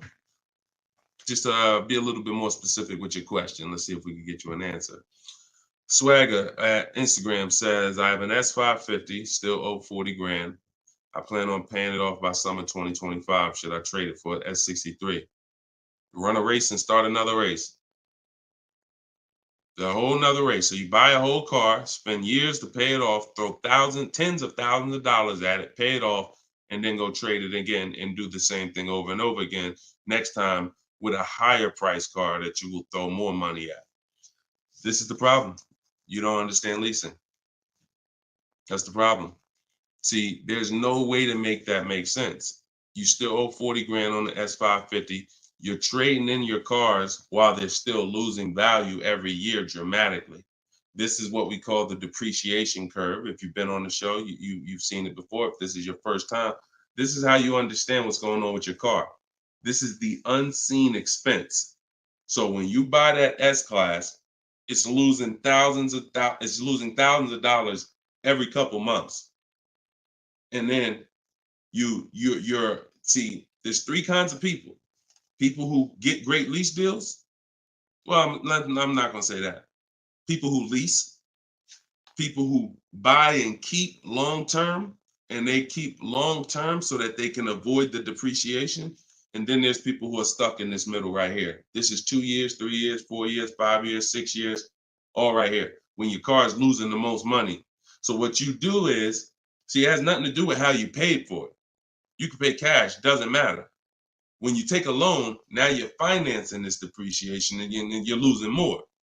But when you say, all right, I bought this S-Class, now for the next 6 years, it's going to lose tens of thousands of dollars, and then I'm going to turn around and I'm going to trade it. You never get to a point like where you can win for the purchase. See, some of you've been taught paying off the car is the win. No, it's not. Paying off the car is not the win, because if the car is still losing value like this, if this is the way it's still depreciating, and you get rid of it anytime while it's like this, you lost. You lost. The key is to keep the car so where the depreciation starts to look like this. So now, if you were here and you had a 10-year-old S-Class or 11-year-old S-Class, maybe it's worth 10 grand. And maybe a year from now, it's worth 9,500. It's not losing that much value anymore. You outlived the depreciation. That's when you win. That's the purpose of the purchase. There's nothing else important about purchasing because it's expensive. There's nothing else important about purchasing. No other benefits, in my opinion, about purchasing other than I can get to the point where I get here. I can pay off the car. What does that matter? It's still depreciating. I'm losing thousands. Now I'm gonna go trade it in, and I'm not gonna get anything for it because I'm replacing the car in its deepest depreciation phase. And I just haven't learned about leasing. I was taught not to lease. So that money you're tying up, when we were in Mercedes, a great deal on an S-Class. A great deal on an S-Class would probably be, they did them a couple times a year, probably could get one for about 13 and change. That was like a great deal, right? So 13 and change, you're talking, dividing that into the MSRP, which was about 110. You're talking, okay, 1.2, 1.25, 1.3% lease on an S-Class, great deal. Now, y'all know I always teach the steal is under 1%. You're really not going to ever see an S-Class lease under 1% unless they just really want to get rid of them, but that's really never going to happen. 1.2, 1.3, 1.5 is the max. You're paying too much for a car you're leasing. But I want to give you a scenario. At $1,500, you're still under what you're paying for your car. See, because if I walked in and I wanted to lease a brand new S-Class, if I lease it and I'm paying $1,400 a month, then I'm driving a $115,000 vehicle, right?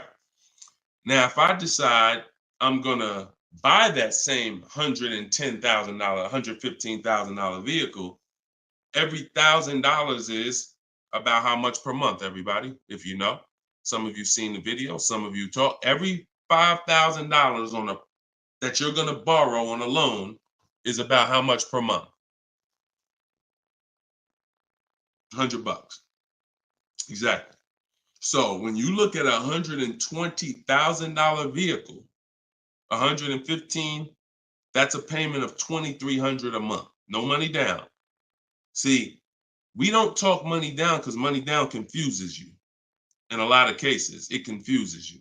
When you look at the deal with no money into it, no money, now you can start to see how much money you've kind of been missing. Evaluate the deal with no money. Then you choose to put money down if you want, but you evaluate it with no money. So now you got a brand new S-Class, great deal on a lease, $1,400 a month. You gotta buy that to purchase the same exact S-Class, $2,300 a month. And then you get people who might be like you, who say, you know what? I ain't gonna get a new one. You haven't learned about leasing yet. You say, I ain't gonna get a new one. I'm gonna get a pre-owned one. I'm gonna get a pre-owned one. And you look to get, instead of paying $115 for a brand new one, you look to get it for somewhere probably around 70. You look to get it for somewhere around 70.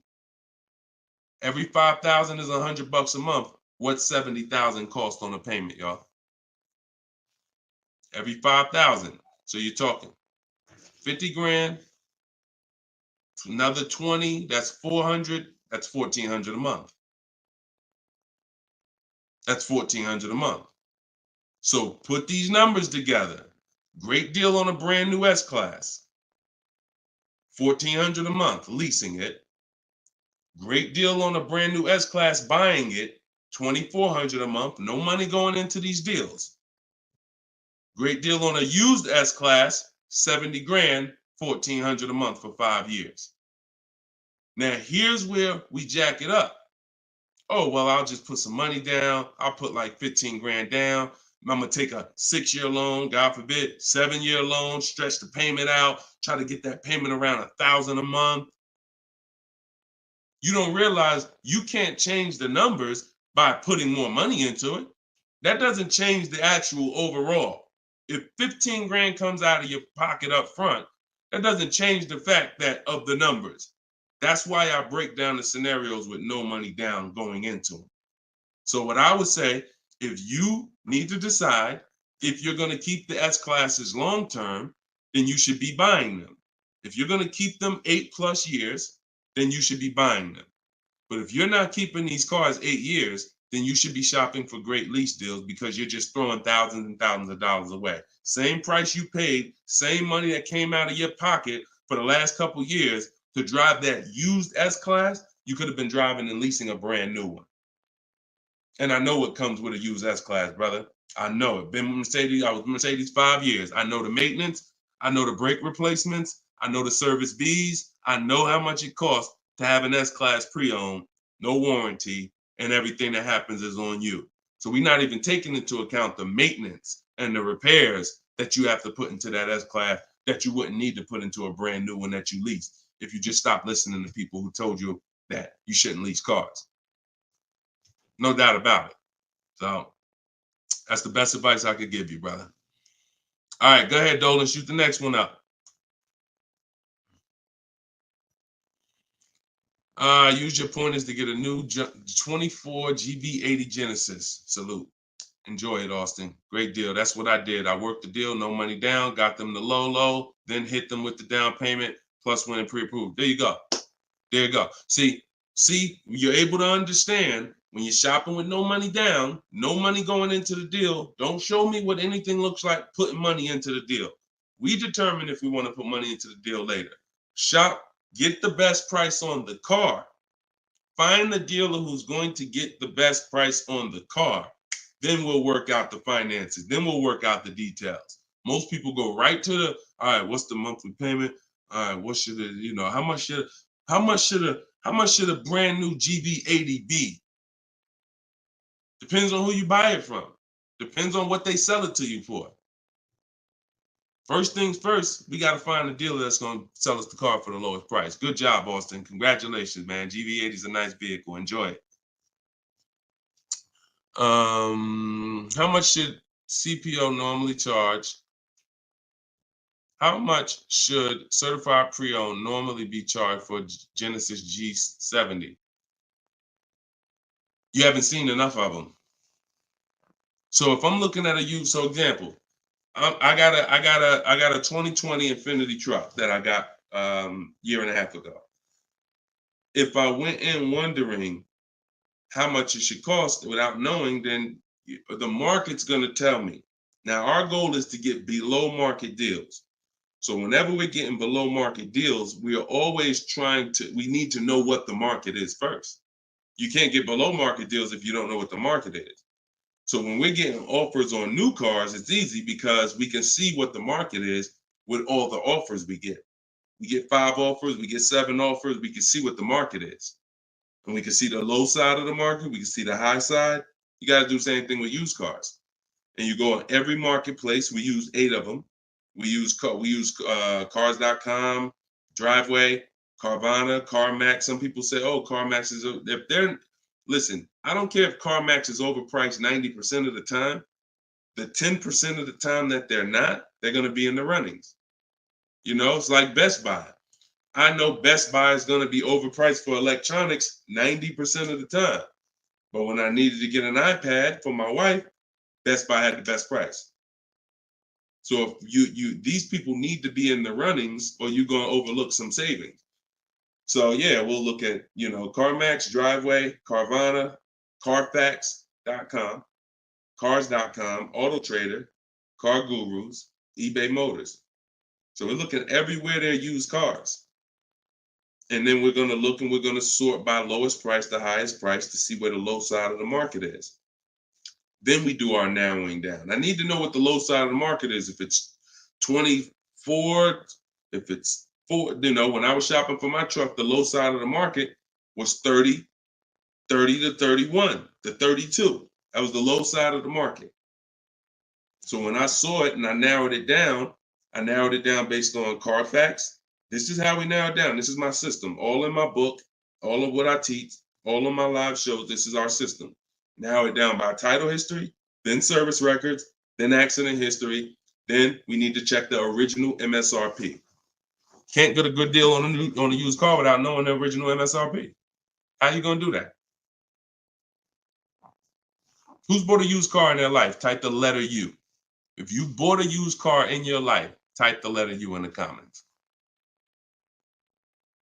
Anybody who's bought a used car, type the letter U.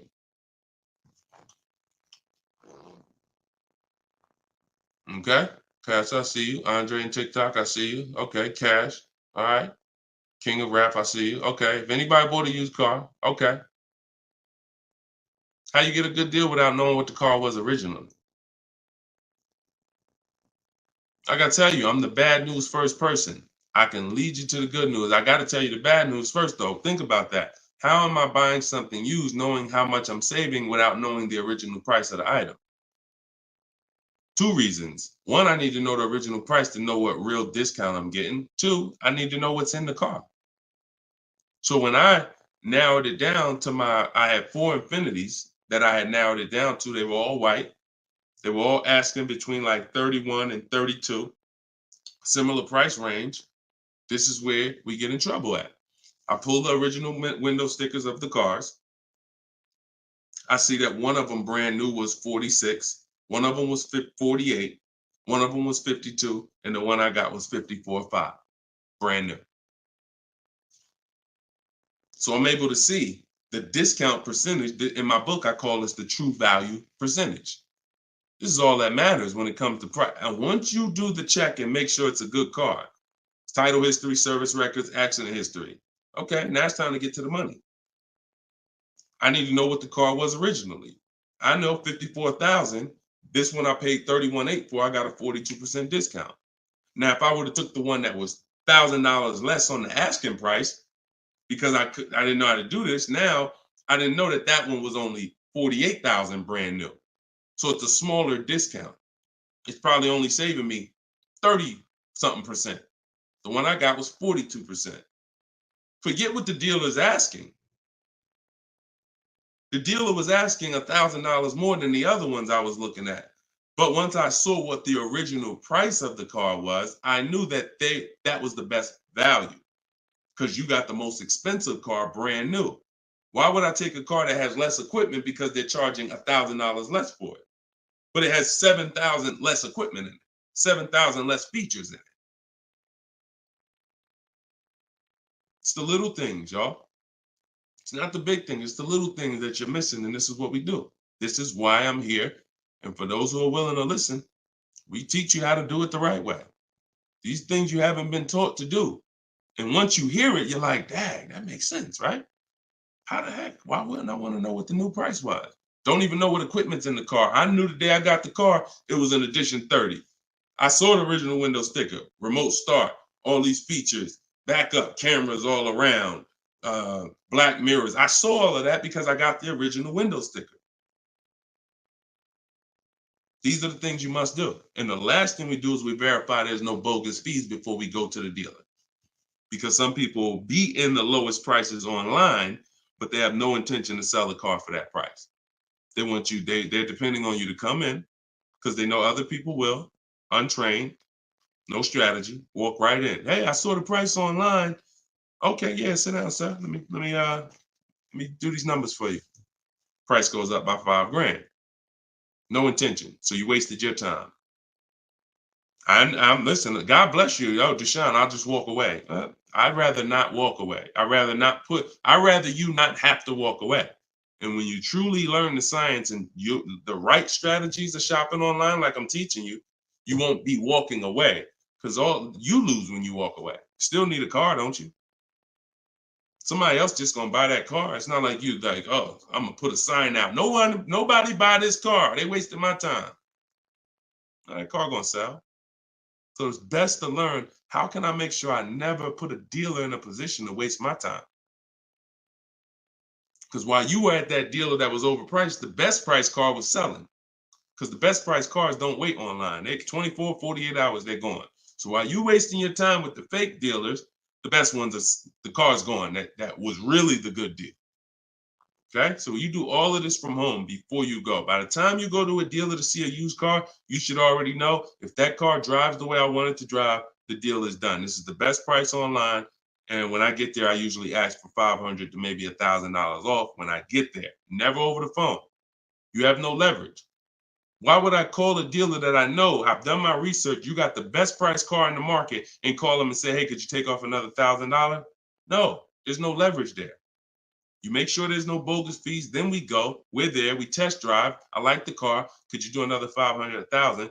If they say no, you know they're honest. Hey, I don't have a room. Oh, hey, I just put the car online 2 days ago. Like, I haven't even given it a chance yet. I understand. I'll take it. See, you got to know when a deal is in front of you. And that's the problem. You don't have enough information to know when a deal is in front of you. So you're going to hesitate. And you're going to walk away from a deal because you think, oh, nah, dude don't want a deal, man. I asked him to take off $2,000. You can't take off $2,000. You didn't do your research. Because dealers use a tool called vAuto. They know where their car is priced in the market. vAuto tells them where every similar car is priced at online. So if they're the top 3 prices online, they run their business a different way. They want to sell cars fast.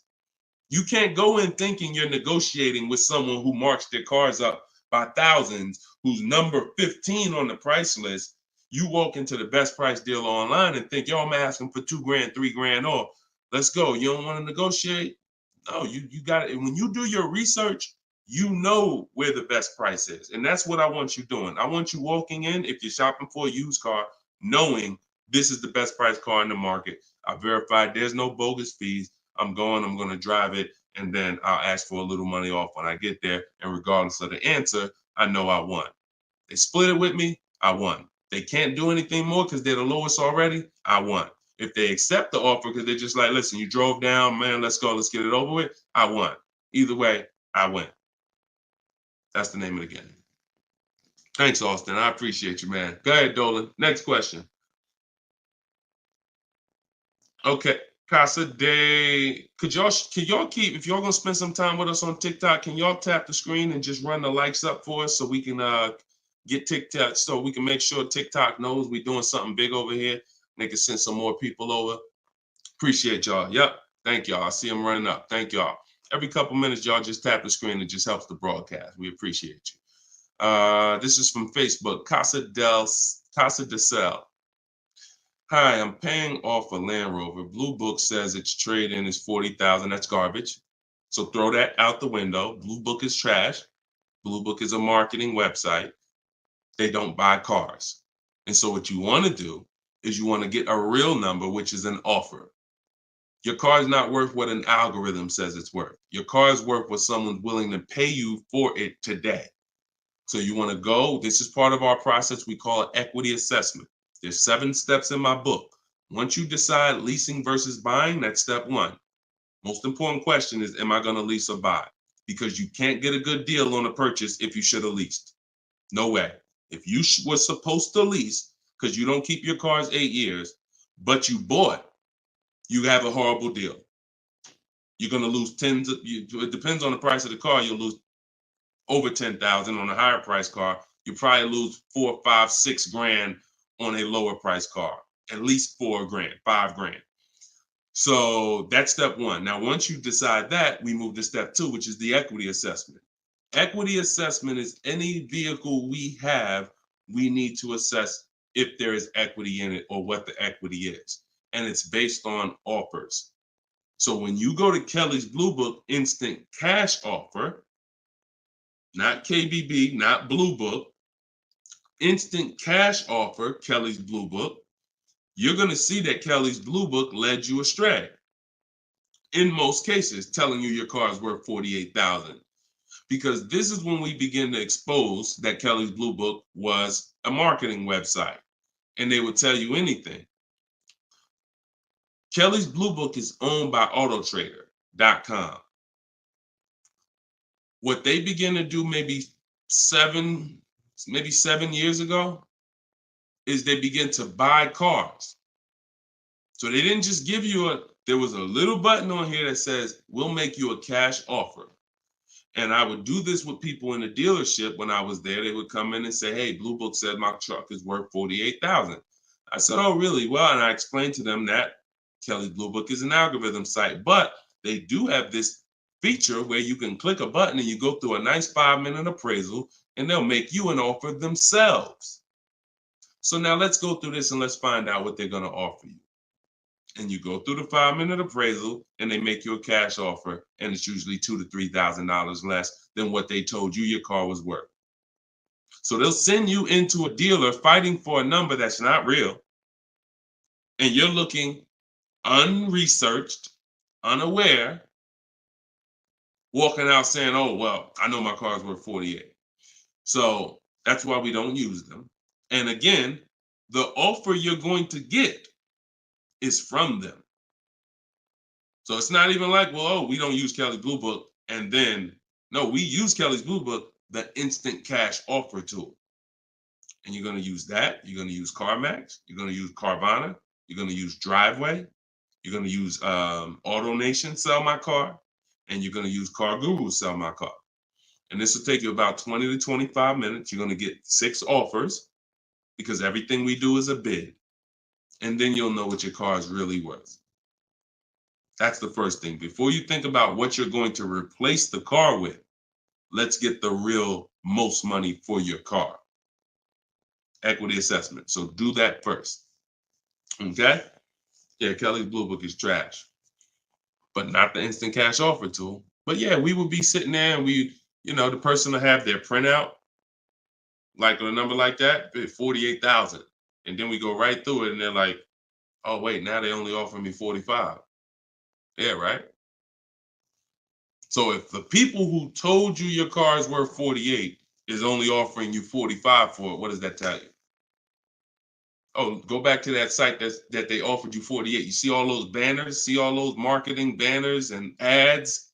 Yeah, that's why they need millions of people to come there to have that make sense for them. All right, go ahead, Dolan. Next one.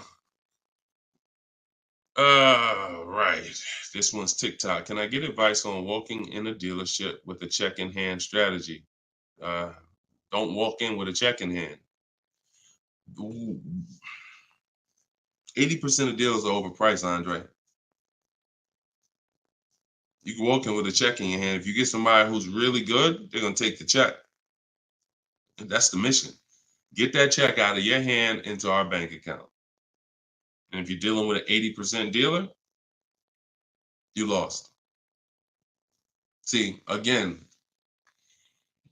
I'm giving you boundaries so that you can understand. If you break the boundaries, if you choose to go over the boundaries, that's fine. But I've been doing this for a very long time, and everybody that knows me, everyone that's close to me, be it here in New Jersey or be it in my group, they know that I'm the person who helps you save the money on cars. I would put my money against anybody that I'll get a better deal than you. Now, if you're shopping, I wouldn't put my money against any of my people who learn from me. Anybody that learns from me, I wouldn't bet that I could get a better deal than them. If we got the same time frame, we're gonna get about the same deal. But somebody who has no strategy, just shopping, going into dealers, I'll put any amount of money. I bet you $1,000 today that I get a better deal than you without even leaving my house. So I want you to be in that position because you don't know who you're dealing with. If you're in an 80% dealer, they knock off $3,000 for you, $5,000. You think you won? Look.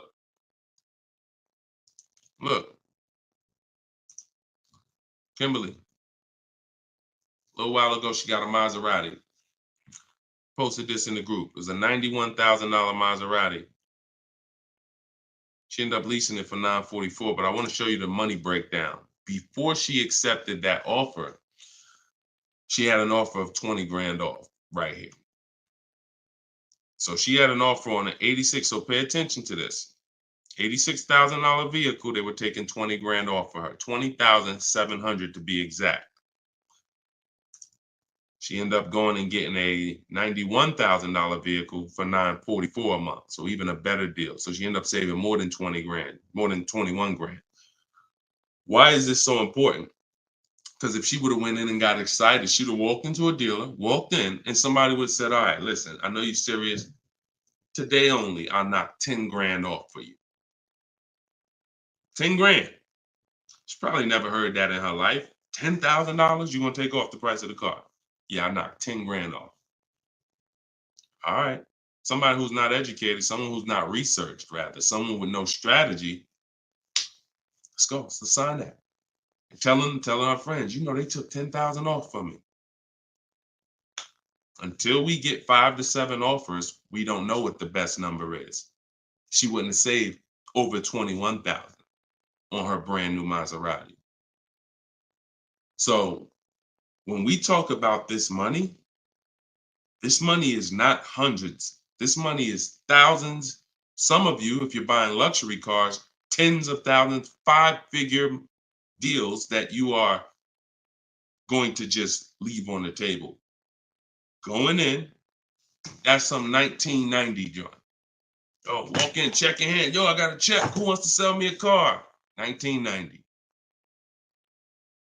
You're doing the same things that someone in 1990 did. Let that sink in. So what do?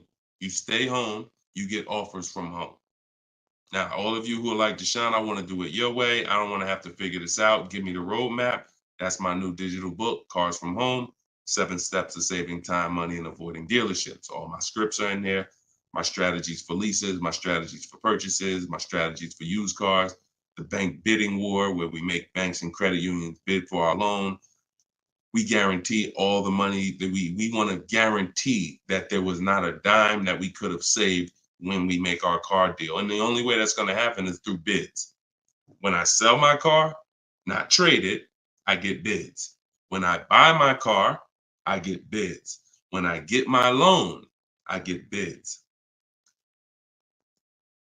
You walk in with that check, man, that check won't be in your hand very long. So everybody can get the book for 75% off. It's normally $97. But in my TikTok bio, click the link in my TikTok bio. You won't leave the broadcast, so you could actually come and catch the last couple minutes of the broadcast. But go there as long as you get there before the timer. It's 30 minutes. Once the timer hits 0, it's back up to $97. And if you're on Facebook or if you're on YouTube, we got a link in the comments section for you. If you're watching us on a television, then you can use your camera and you can scan the QR code and it'll take you there. Get your book for 75% off, and you'll have these strategies for the rest of your life. And I also update that book. Some people say, man, is the book available in print? There's too many things that change. I change scripts. I change templates I use, websites change, Vroom went out of business. I need a digital book. I can update the master file so that way you open this book a year from now and it's updated. So you'll see some of you got it 2 months ago and you open it today and you're like, wait, I see something a little different. Yeah, because I update the book regularly. So get your copy before. And even if it goes back up to $97 and you missed the welcome offer, what are you going to save? What do you really think? How much money do you think you're going to save using my stuff? That's what you should be holding me accountable to. I'm going to get Deshone's book, and I want to save the same amount of money Deshone would have saved on this deal. And when you see these people, Bonita, when you see Kimberly, when you see Sean, when you see Eddie, all these people I share throughout the shows, they're getting the same deals that I would have gotten.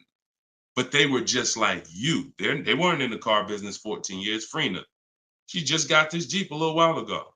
Look, 2024 Jeep Grand Cherokee. Look, $65,000 MSRP, $579 a month, 0.88% lease deal. I use all the scripts, contacted the dealer, I followed the program, used the scripts, contacted the dealer, sealed the deal. We're in a different world. So you either gonna come over to our world or you're gonna stay in your world. And your world is painful and expensive. Painful and expensive. Spending hours in dealerships, multiple visits, going back twice, 3 times. Painful. Every car deal I make is from right here where you see me at. I'm right here. Go ahead, Dolan, shoot the next one up. Austin, I see you. God bless you and everyone online. I have to get back to work. Thanks for checking in, man. Always enjoy the new car too. Because my payment is due in 15 days. Enjoy, man. God bless you. Swagger from Instagram says, is it smart to buy the vehicle after leasing it for 3 years? No, it's a horrible idea. You've already had the vehicle for 3 years. You're buying a used car now. So leasing and purchasing is an entirely different philosophy. When we lease, we're getting great lease deals. We're driving vehicles for pennies on the dollar compared to people who purchase them. All those lease deals. You saw Frina, that same $65,000 vehicle is $1,100 a month. Someone is out there paying, unless they put up a ton of money down, they are out there with that same Jeep that Frina just picked up and they're paying $1,000 plus a month for it. She's paying $579. Why? Because they said they don't lease? Well, you go ahead with your non-leasing stuff and pay double what I'm paying. Now, if you're keeping the vehicle forever, 8, 10, 12 years, in my book, I created the 8-year rule. The 8-year rule is when you begin to win as a purchaser, because that's when the depreciation is going to cool off and make sense. You can get some of this money back because the person who's leasing is killing you in terms of the money that's not coming out of their household compared to yours. They're killing you. So you now need to try to catch up one day. And if you catch up, the only way you catch up is you keep your car until the depreciation cools off 8 years, 9 years, 10 years, 12 years. And that's where you win. You can't do that with a lease. But keeping your car 6 years or 7 years is not anywhere near enough time for you to catch up to a person who leased and got these great lease deals. Because you're paying for the whole car. New car, used car, doesn't matter. A new car, you're paying thousands more than a person who leases. A used car, over 8 years, you're paying about the same money as a person who leases for a used car. So by the time you go and replace that car, if you kept it 8 years, your car's already 11, 12 years old, 13 years old.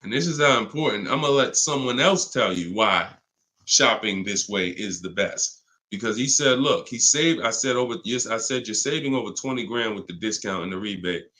But the only way to know is this the best deal is to compare to the other offers. Because again, I don't know if you could look. I sold a Maybach back in 2015. It had a $20,000 rebate on it. So I don't know if the rebates is 15. What if they got a $20,000 rebate on that? Now that was a $240,000, $260,000 vehicle, but still, you just never know. So I said, if you're going to compare it, you're going to compare offers. He said, yes, I got about 15 quotes. He said, I couldn't find anything under MSRP. He ended up expanding his search to 150 miles to find this deal. So he's driving probably 100 miles somewhere. I doubt it's all the way 150 miles, but maybe he's driving 100, 120 miles. But look what he's saving, 20 grand. So we don't do local because you only buy your car once every couple of years. So you buy your car from who makes you the best offer. You service your car from where it's the most convenient. Yeah, we drive to get our deals because most of the time the dealers that are near you, they feel like they own you anyway. So when they see the zip code, they think, oh no, we don't have to make, this person's local. This person's 20 miles away. No, we're not gonna do nothing crazy. But when those people who are 100 miles away from us see us pop up on their computer, and they're like, oh wait, we could take a deal from our competition. All right, let's do this. Sometimes they'll beat the deal that your own local dealer won't get. Your local dealers are charging you the most money. Local dealers are hands down, most of the time, charging you the most money. Everybody close to you, because they just like you close. You ain't gonna shop. The statistics show you shop 2 dealers before you make a deal. That's what the statistics show. Look. Right here. Let me show you something. When I tell you, look, no offense, I wouldn't be trying to help you if I could, but I got to keep it real to you. This is all stuff we know about you. Look, how many dealers does the average person visit before buying? 39% future car buyers plan to visit at least 3. They won't, because the actual statistics show 4.2 websites a person visits, and then it's 2. It's actually 2. Hold on. Let's see where it's at. Only 1 in 3 potential. The answer's 2. I ain't got to tell y'all. People say, oh, I plan to visit 4 dealers. You ain't visiting no 4 dealers. You're going to get tired. Time you get to the 3rd one, you're going to be like, okay, this is getting old fast. I think we could get it over with. 2 is the answer. So if the industry knows that you visit 2 dealers before you make a deal, why would I give you a great price? So when you're using what I'm telling you to use and you're sitting at home and you're talking to 25 dealers, you have 25 dealers in your inbox. When you're sitting at home and you're looking at all the used car market in a 150-mile radius of you, oh, now you're not the normal shopper. The normal shopper is going to get the normal deal, market value or over market value. That's what normal shoppers get, depending on how bad you are, over market value, depending on how unaware you are. But market value, over market value. That's normal. People with strategy, multiple dealers getting bids, below market. That's the difference. We shop wide. This local is dead to us. Local is dead to us, and it should be dead to you. I want you to kill it. All right? Kill that whole mindset. I don't need to buy my car locally. I'll drive into the next state. I remember Shonda last year, California, she bought a Volvo and she said to Sean, she's in our group, she said, everybody in Northern California, she said, my best deal, I think she was saving like $3 grand off MSRP. And she's like, but it's a dealer in Southern California though, that's taking like $6 grand off of me with my Costco rebate. I said, okay, what you gonna do? She said, I just bought a plane ticket, $79. I said, there you go. That's what I would have did. That's a sweet plane ride. I'm taking a plane, $79 to save 3 more grand than my local dealer was gonna give me up here. Sweet plane ride. So local's dead to us. We go where the money is, and we enjoy that ride home. Nothing like driving home for an hour knowing you just saved a ton of money. So that's it, y'all. We've been on for about an hour and 15 minutes. We like to keep these shows right around there. In my bio, I do have the link to when I'm going to be live next. So I'll make sure that, as long as we keep doing these live shows, again, it's going to be up to you guys. If you guys continue to show up, if you guys continue to tell your friends, then we'll keep doing the shows. But if not, we can certainly do the broadcast, because the broadcast, people get value out of them. So we've seen it, for the last 3-4 weeks since we've been testing this, we've seen people get value out of the rebroadcast. So what's the point in Deshone coming live regularly if people are going to sit and watch the rebroadcast? So, but if y'all going to tell people when we live and bring people and share, then certainly we'll keep the live shows going. But the entire show is sponsored by my new digital book, Cars from Home. So if you want everything I teach in one place, you got it right there. We don't hold back on this show. We don't hold back in my social media videos. That's why they're, thank God, continuing to, be seen by millions of people. But that's for different types of people too. So whenever you're navigating all my social media videos and you're trying to piece it together, some stuff is in there for high mileage drivers. Some stuff is in there for used cars. Some stuff's in there for leasing. Some stuff's in there for negotiation. Some stuff's in there for how to format your deal. So you're trying to piece all this stuff together. If you say, Deshone, I want this all in one spot, step by step, that's my new digital book, Cars from Home, 7 Steps to Saving Time, Money, and Avoiding Dealerships. And you can get it for 75% off in my TikTok bio, in my Instagram bio, or in the comment section on Facebook and YouTube. Also in my bio is a link, and we'll put one in there in the comment section as well, is a link to my masterclass that I did. It's called Everything You're Doing Wrong Buying, Selling, and Leasing Cars. So that's an on-demand class. You'll need about an hour. We go very deep on leasing versus buying there with scenarios. And I go over 23 mistakes that most of you are making. And, if you're going to really save money on your next car and every car, you're going to need to stop making those mistakes. So that is in my TikTok bio and my Instagram bio as well. And you can certainly just get in where you fit in. I make the information available. Get it how you want it. Just get it. All right. I'll see y'all on the next show. God bless you.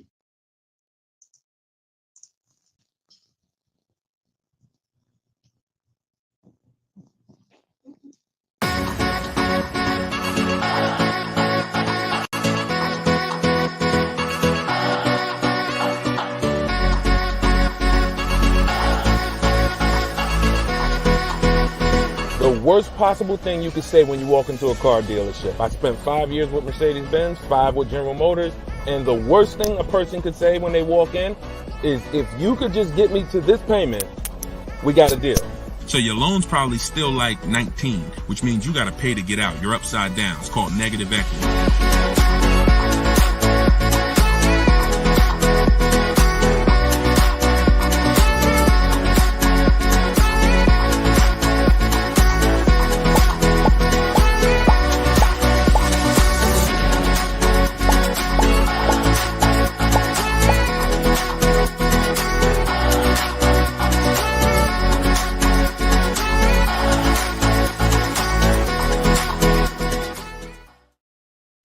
What's going on? Welcome, everybody. This is episode 9 of Car Shopping Questions and Answers. I'm your host, Deshone, publicly known as Deshone the Auto Advisor. We're live now on 4 platforms: TikTok, YouTube, Instagram, and Facebook. And this is our live show. It is Tuesday at noon. We do these shows throughout the week to make sure when you are ready to get car shopping information that no one else is going to give you, you know where to come for it. So you guys can start typing your questions while I take care of the housekeeping. We have Dolan in the background who'll be bringing your questions in. Shout out to the people running the likes up on TikTok. Appreciate y'all tapping the screen. I'm the author of the new digital book, Cars from Home, 7 Steps to Saving Time, Money, and Avoiding Dealerships. And I feel it's only right to start this show with 2 reports I got, which were great. I had somebody write us and talk about the deal they got on this 2024 Mazda CX-90. MSRP was $44,820. They got a $6,500 discount from home. Shout out to you, Tiffany. I appreciate it. This is what we do. And when we think, when we launched this live show a few weeks ago, my plan was my prayer rather was that people would take the book, use the book, write me your success stories so we can feature you here and feature your deals. These are below market deals. These are not advertised deals. And she got this by handling the process from home, getting multiple offers like we teach. We also had Barrett write his review on Goodreads. So we were 4.94, almost 5 stars. Book is outstanding, a must-have for anyone seeking to buy, lease, or even sell a car. It's presented in a very professional, easy-to-follow, step-by-step manner that covers every situation from buying, leasing, cash, credit, good, bad.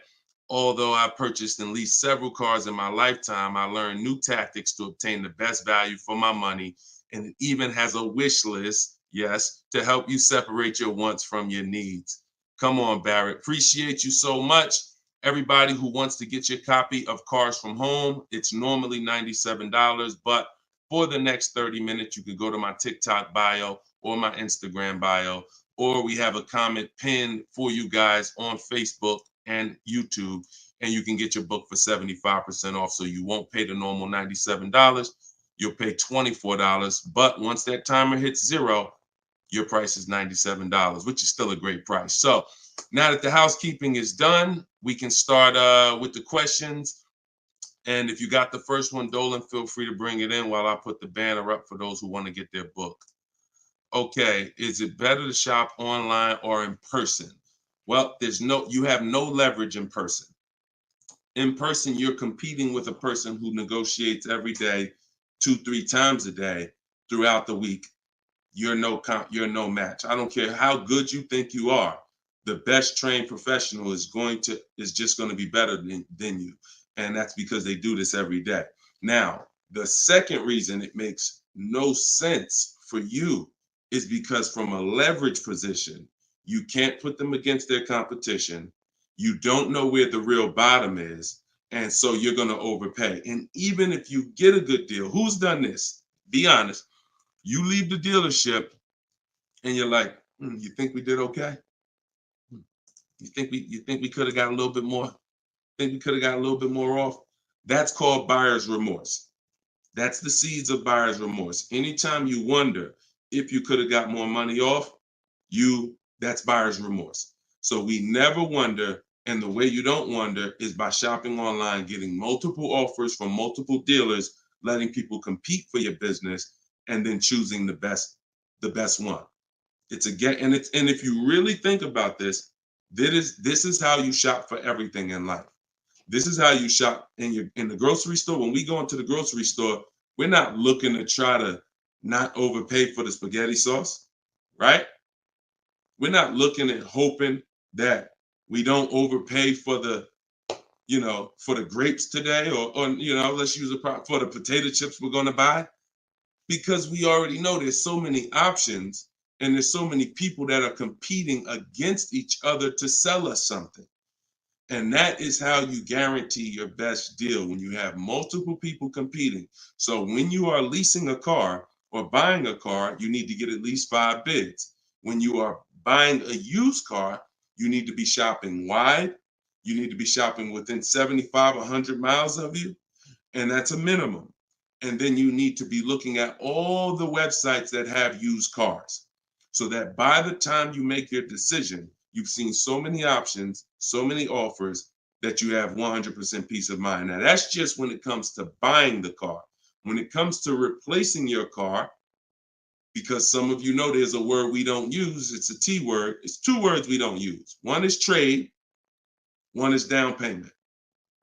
Because we sell our cars, we don't trade. You never get the most money for something trading it. I don't care what you have. You got a baseball card, You trade that baseball card for something, you're not getting the most money for the baseball card. How do you get the most money for the baseball card? Put it on the market. Put it on the open market and let the buyers come to you and see what the best offer is. Never going to be from a trade.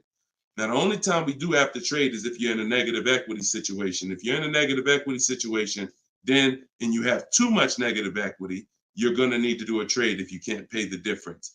But other than that, you know, these are the things that these are the things I want you to etch into your mind. We don't trade, we sell, get bids. We get, when we get our loans, we get bids. And when we buy our cars, we get bids. That's how we guarantee that we get the below market prices that other people aren't getting. Okay?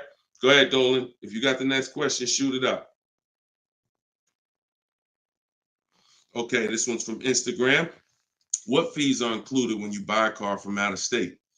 I mean, if you're buying a car out of state, standard fees are, if you are purchasing a car, purchasing, not leasing, standard fees are tax, documentation, DMV. Tax, documentation, DMV. I've worked for a handful of dealers in my life. I've never once had fees that were outside of those fees. Never once. Shout out to y'all running the likes up. Could y'all keep running the likes up on TikTok? And shout out to the sharers. You know we appreciate you. Thank you for sending your friends. Thank you. Listen, you should at least be tagging your best friend. Whoever your best friend is, and hopefully we all have at least one. That's the person you should be tagging. They'll thank you. No one's gonna get mad at you for sharing my stuff with them. I guarantee you that. But shout out to the sharers. I appreciate y'all. So when you are, so that's an indicator. Any dealership that is making up these fees that have run rampant over the last 4 or 5 years, prep fees, marketing fees, internet fees, low jacks, we call that padding the deal. You know, you're just packing on stuff, and what you're doing is you're leaving yourself room to negotiate. We don't like to buy from those dealers because those are 80% dealers. I saw somebody ask yesterday on the show, what's an 80% dealer? We didn't get a chance to get to that question. 80% of dealers will overcharge you. It's a competition. So what you're trying to do is find the dealers who are the best prices. And the 20% are the great people. They're the honest ones. They're the ones who are not afraid to compete. These are the people we want to buy cars from. And so once you find the honest dealer, but you can't walk in to find them. You have to sort for them. Because if me and you are standing next to each other on the street and there's 10 dealers in front of us, and they say to us, 8 of these dealers are overpriced. 2 of them are the best price, but there's no label on them. What's the odds that we're going to walk into the 2 that are the best price? Not really that good, right? But if we're at home and we're talking to all 10 of those dealers at once, we're going to reveal who the 20% is. So that is our goal. Our goal is to always find and buy from the 20% dealers, and we let them come to us through online bidding, through online shopping, never through walking in and dealing. Because if you're dealing, as I said, with a dealer who has padded that deal so much, you go look at that deal and there's $4,000, $5,000, $6,000 in made up fees to pad the deal. There's no amount of discount you can get where you're going to get a below market deal. They've just set it up that way. I could take off $5,000 for you, make you think you won. You're still not below market. So that's the psychological things you have to understand. And that's why we shop from home. All right, shoot the next one up, Dolan. Great question. All right, good question. I see Instagram coming through with some great questions today. Keep typing your questions. TikTok, if my lease is expiring, can I go finance a new car? Is there equity in my lease? Well, the first thing you need to do if you decide, well, first of all, you got a little switched up there. It sounds like you're trying to go from a lease to a finance. That's not usually normal. What's normal is you go from a finance to a lease. Because a lot of you who found out that you're not keeping your cars 8 years, you're breaking the 8-year rule, you're overspending by thousands of dollars because you were taught never lease. So a lot of you have found out over the last couple weeks of shows, or maybe you watch videos, or maybe you went to my masterclass and you found out that that was bad advice. Not only was it bad advice, it was very expensive. It has cost you more money than you should even calculate. It doesn't do you any good to calculate how much money you lost not leasing when you're not a long-term person. But that's the more common path, finance to a lease. To go from a lease to a finance is a different mindset. You go from getting cars, paying a very small amount to drive brand new cars, and then transitioning to a finance. So first step, my process is 7 steps. The first step is always to choose leasing versus financing. Good. Thank you, Mr. Silva. I appreciate you. Shout out to everybody tagging on TikTok. Appreciate you. That's the first step. I call that the most important question. So for everybody's on here who's car shopping, if you're car shopping now or you will be in the next 12 months, type me in the comments. Everybody who is car shopping right now, or you're going to be car shopping in the next 12 months, type me in the comments. And I'm going to give you the first word. And I want y'all to always, when you come on this show, be prepared to dialogue. Like, be prepared to dialogue. Have your hand by your keyboard. You're going to learn a lot more engaging in the dialogue than you will sitting back and just listening. Active learners learn better than passive learners. Okay?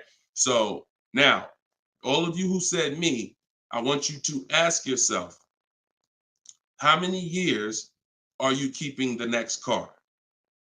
Because this is the lease versus finance question. This is the lease versus buy. I'm not going to say finance because some of you are going to pay cash. This is the lease versus buy question. How many years are you keeping the next car? Gary said forever. Okay, there we go. So that's a good indicator till the wheels fall off, Joseph on Instagram. I see you. Okay, here's the question. 72 months. Okay, that's 6 years. You shouldn't be buying, Frankie. And I'm going to tell you why in 1 second. As long as it lasts. Now, when you want to try to get a little bit more specific than that, because sometimes you'll buy a bad car. It only lasts 5 years, where if we know we're going to keep this thing long term, we want to make sure we buy a car that's a quality car. That's what we want to make sure that we do. Buy a car that's a quality car. All right. So let's do, okay. So all of you, if your answer, I see you, Andrew, you 6, I see Teresa 10. Okay. Now, here's the rule. I call this the 8-year rule. The 8-year rule is based on when cars lose the most money. So it's not based on, see, some of you have been taught you pay off your car, get the title, do whatever you want. You want to trade it in, do what you want. I'm here to tell you that that's cost you because you don't understand the unseen expense. And the unseen expense is the one that's hurting you. That's depreciation. So the first thing you're trying to get when you're deciding I want a car is, how am I going to avoid big depreciation? Big depreciation. You buy a car for $30,000 today. What is it worth in 3 years? Even if you don't drive it. See, this is these are the things that you've been, oh, well, I want to buy a car. I drive as much as I want. But even if you don't drive a car, if I sat a car right outside your house right now and said, Lily, this car is worth $30,000, and you said, Deshone, I don't need a car. I already got a car.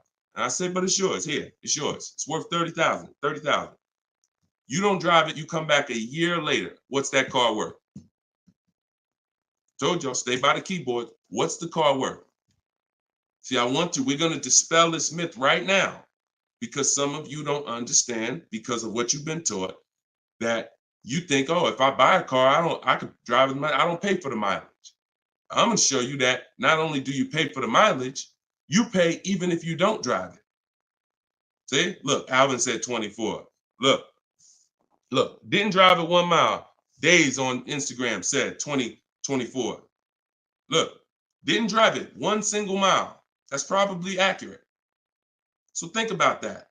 If that's many people will mention depreciating assets. That's a very common word, but we're now going deep on what that actually means.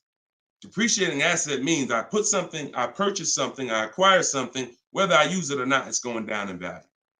If I use it more, it goes down in value more. So the first foundation that you need to get is leasing versus buying. This is why if you don't lease, but you should have leased, there's no way to get a great deal. Because when you get great lease deals, some of you seen Danielle. Danielle got an Audi A3, $44,000 car. She's paying $550 a month, no money down.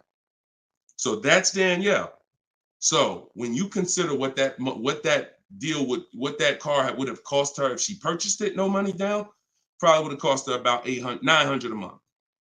$900 a month. Every 1,000, but every 5,000 is about $100 a month, depending on interest rates. 5-year loan. So foundation. So what you're trying to do is avoid the depreciation. Y'all know when I break this out, y'all know what this means. Some of you, if you're new here, you may not know, but this is what this means. This is how your car loses value year 2, year 3, year 4, year 5, but then it starts to level out. And what you want to get to, forget paying off the car. You could have paid cash for it. Doesn't change this. Deshone, I got a loan on it. Doesn't change this. This is the actual asset value. This is the car's value. Forget the loan that's attached to it. This is the car's value. So your goal in purchasing, if you want to avoid this, see, some of you buy cars, trade them in here. Trade them in here. That's 2 years, 3 years, 4 years. You're trading the cars in when they have lost the most value. And that's a losing formula. Now, there's 2 ways that we avoid this. One is long-term ownership. Who has a car outside? They've had it for more than 8 years. More than 8 years. Type me if you have a car in your driveway or in your household, you've had it for more than 8 years. Type me. I see you, Gary. Okay. Okay, I see you, Sergio. All right, more than 8 years. I see you, Twill. Now, this is where you win. Here's why. Your car is no longer losing value like this every year. Now it's only losing a little bit. Now it's only losing a little bit. You beat depreciation. See, the goal with a purchase is to beat depreciation, not pay off the car. You could pay off the car and still lose to depreciation because you replaced the car in the early life cycle. So if you are not buying the car with the intent to keep it long term, 8 years, there's no comparison to a person who's leasing. So there's 2 sides. One is the people like Danielle. One of the people who are like, Deshone, I'm not keeping a car 8 years. You should be shopping for aggressive lease deals, not normal lease deals, below market lease deals. That's what I teach. Or you should be purchasing, getting great deals, below market deals on purchases, new cars, used cars, with the intention to keep them long term. That's it. So that's all step 1. I call that the most important question. That my book is broken down into 7 steps. It's called Cars from Home, 7 Steps to Saving Time, Money, and Avoiding Dealership. Step 1 is the most important question. That's what we just hit on. It's the leasing versus buying, because you need to pick a side and you need to have a long-term plan based on what side you're picking. You can't be stuck in the middle. Stuck in the middle, you're going to lose all the money. You lose all the money stuck in the middle. Purchasing cars, flipping them in 3, 4, 5 years, you're losing all the money. Buying your leases out at the end, you're losing all the money because you're mixing the 2. Lease or buy long-term. This in the middle right here, that's the danger zone. Everybody clear on that? If we're clear, type clear. If we're clear, type clear. All right? This is Monday's live show. But wait, what day is it? This is Tuesday. Tuesday's live show, 12 o'clock. So whenever y'all don't see the banner on the show, then you know it's live. If you see the banner that says when we're live, then you know it's one of our rebroadcasts. But if you don't see the banner, that means we're live and you can start typing questions. All right, clear. All right, everybody's clear. Now let me hit the second part of Frankie's question. Okay, and for those who just came on, everything I teach is out of my new digital book. It's called Cars from Home, and you all can get it for 75% off. It's normally $97, but in my TikTok bio, in my Instagram bio, and in the comment section on YouTube and Facebook, we put the link there for you so that you can get your copy for it. You won't pay the normal $97, but you only got 30 minutes. It's a welcome offer. Once that clock goes down, to zero, your price is $97, which is still a great price. You saw how much money Tiffany just saved on her new Mazda, just using what's in the book. Saved herself, I think, $6,000. So go ahead. Oh, no. So, and then you move into the equity assessment. So once you decide, Frankie, which you already said you're only keeping the car 72 months, you should not be purchasing. Because if you purchase, we already went to what's going to happen. You can't win keeping that car 6 years and then replacing it. So you should now be doing your equity assessment, which is calling your bank, get your payoff, and then you're going to go to the cash buying websites. Don't use algorithm sites because they're worthless. Car Guru, Sell My Car, CarMax, Carvana, Driveway, AutoNation, Sell My Car, AutoNation, Sell My Car. 6 offers, 3 are from dealers, 3 are from online buyers, and these are the best offers you're going to get. They'll cut you a check the same day. That's our bidding system. That is how we do our equity assessment. We do not trade our cars in because we're not going to get the money that they're worth trading, which I hit on earlier. All right. I know we got a lot of questions being typed. Dolan, you can shoot the next one in. Okay, this one's from Instagram. I'm looking to lease a GLS 450. Does Mercedes have any third-party restrictions on selling your lease? So I wouldn't concern myself with that. I'm going to tell you why. That's like trying to think about the purpose of equity on a lease is a bonus. Shout out to y'all running the likes up on TikTok. Appreciate y'all. If y'all could keep tapping the screen every couple minutes, if you could just give it a little tap, tap, tap. That just keeps running them up. Just every minute. Every time you hear something and you're like, oh, that was good. Tap, tap, tap. And it'll just keep the likes running up. Keep TikTok notified of what we're doing over here. So you never want to base the car you're going to lease on if it's going to have equity at the end. The benefit of leasing is driving cars for pennies on the dollar compared to what people purchasing them. And you're avoiding depreciation that people purchasing the vehicles are going to take. That's the benefits of leasing. Now, there's a lot of other benefits too. I mean, you're driving a new car. You're under warranty most of the time. Depends on how many miles you drive. So if you drive, 12,000 miles a year, most bumper to bumper warranties cover that. If you drive 15,000, maybe you won't have a little bumper to bumper at the end, depending on what you choose. Mercedes has a 4-year 50,000 bumper to bumper. But the benefits of leasing are what I just laid out. Equity is a bonus. We don't want to look, equity is not something we ever want to base the vehicle we're going to lease off of. It just doesn't, it's too many market changes that could affect it. A car could have high resale values now, and then in 3 years it doesn't, which means any equity will be eliminated because of the 3-year-old used car market. So you don't want to shop like that. You don't want to shop like that. Focus on, and what I teach in my book is you're going to pick 3 vehicles. Good to see you, Judith. You're going to pick 3 vehicles because leasing, it's so easy to get a great deal purchasing. So easy. On a new car, forget about it. The bids, forget it. We're going to find the 20% dealers. In my book, I have all the scripts because I don't want you talking. Who'd rather get great deals without talking? Be honest. Who's not a good negotiator? You're not a good negotiator. Type not me. Like you just be honest. I don't ever want you to put yourself in a position where you need to talk. And if you start talking to somebody who's trained to talk and dissect and get information and then tailor a deal, you're going to lose. So in my book, everything is silent. The only people we talk to when we talk to people are managers, because those are different conversations if we need to have them. We're never talking to salespeople besides when we're coming on to test drive the car. We're never talking to salespeople because we just don't know who we're dealing with. So when we're online, we're always typing. That's why I say go online. My strategy is called the 25 to 5. We go online and we contact 25 dealers, go to their website. I have copy and paste templates in there that you just fill in what you want.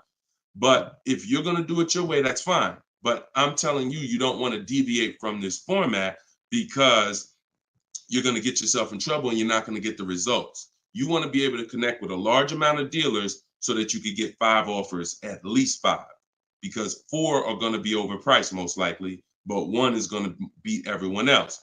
So, but when it comes to a lease, there is the lease program. that the dealer can't control. So if we don't know what a lease program is until we shop offers. So there's no way you can look at the residual value.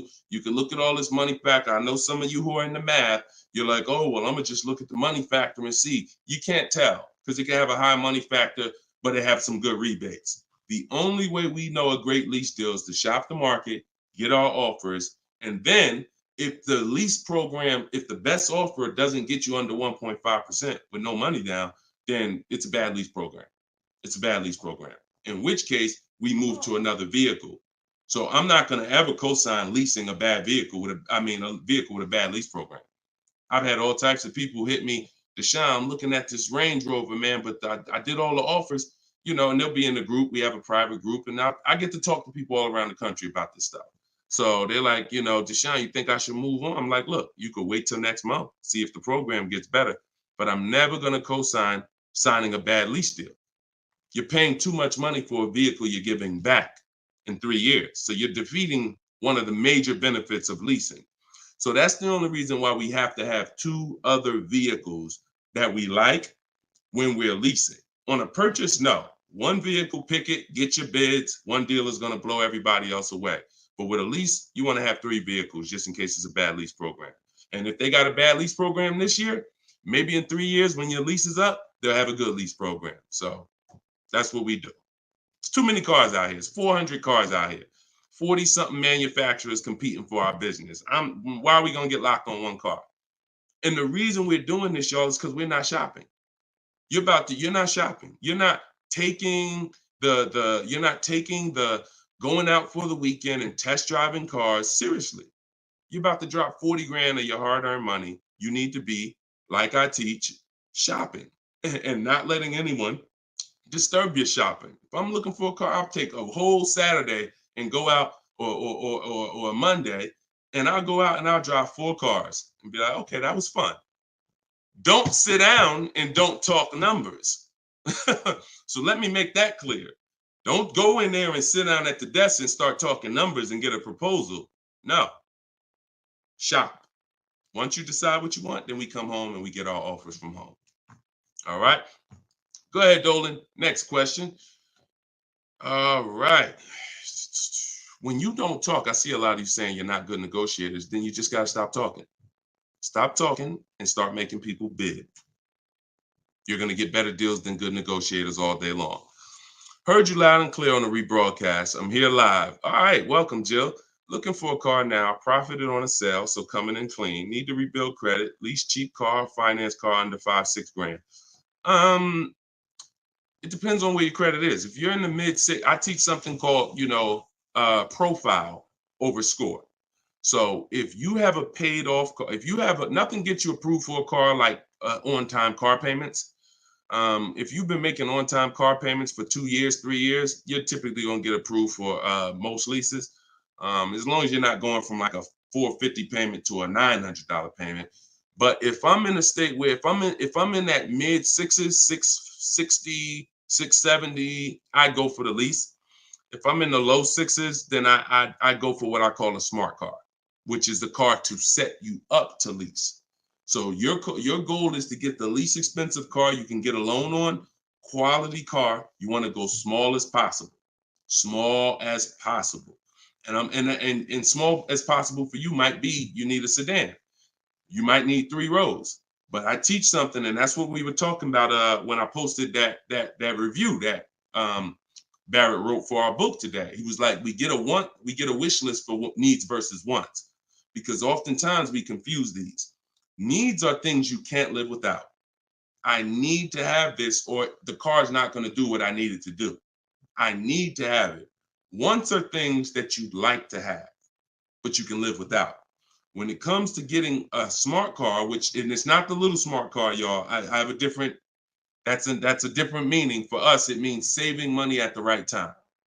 That's what we call smart cars. Saving money at the right time. So if you can't qualify for a lease and you want to set yourself up, then the vehicle you get now is super important. The vehicle you get now could either set you back from leasing because you bought too much vehicle, payments too high. You didn't buy a dependable vehicle. It's not going to last. It's going to start having problems. It's going to break down. You might miss payments because of that. These are all the things you want to avoid. This is why I'm giving you these boundaries that you don't, kind of go off of. But this usually happens when you're trying to get too much car. Quite honestly, if I was trying to get a smart car, I would be trying to get the smallest car I could, drive it for 2 years. Let the family be uncomfortable. Listen, y'all, I know it's tight, but in 2 years, I'm gonna get out of this and I'm gonna drive off the lot in a brand new lease. So the key is the payment's gonna be low because those smaller cars are only 25 grand new, 28 grand brand new. When you get them used, you could get a nice one for about 10. Finance it. You don't have to take a 10-year-old one. So you want to get one that's relatively, good. It needs to last you 2 years, or the plan's messed up. So you get the smallest car you possibly can. You drive that 2 years. That's your sacrifice car, and then you flip out of that car. Well, after you have 2 years of on-time payments, you flip into a brand new lease, and then you're leasing new cars from now on. That's what I do, depending on your situation. If you're high sixes, mid sixes, and up, I go for the lease. If you're under that, then I would go for the smart car. Okay? All right, keep me posted. Good job. Just having a plan. Having a plan. Go ahead, shoot the next one up, Dolan. I forgot to tell you. Yeah, I see you, Jill, and keep that up. This is a different Jill, I think. This is a means to my dream car. I'm a patient. Yeah, I'm patient. My husband has the needs car. There you go. There you go. You can flex in 2 years. You can flex in 2 years. You do this right. You drive this car for 2 years. You don't miss any payments. Make sure when you're buying a $10,000 car and you finance it, payments are $250 a month for 5 years. You don't have to take a 6-year loan. You don't want to take a long loan on a smart car. You want to take a shorter loan, pay $250 a month. Now you're not going to miss those payments. Max at 300, depending on the interest rate, could go higher, 325. But the point is that's affordable. So it's not going to mess up the plan versus you trying to pull out in a $25,000 used car with a high interest rate. Now your payment's $575 a month.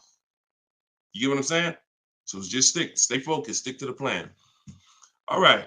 This is another Jill from YouTube, I believe. Buyout is, go ahead, keep that one up. Oh no, I saw that one. Get the one you just had up, Dolan, from the other Jill. Yep, thank you.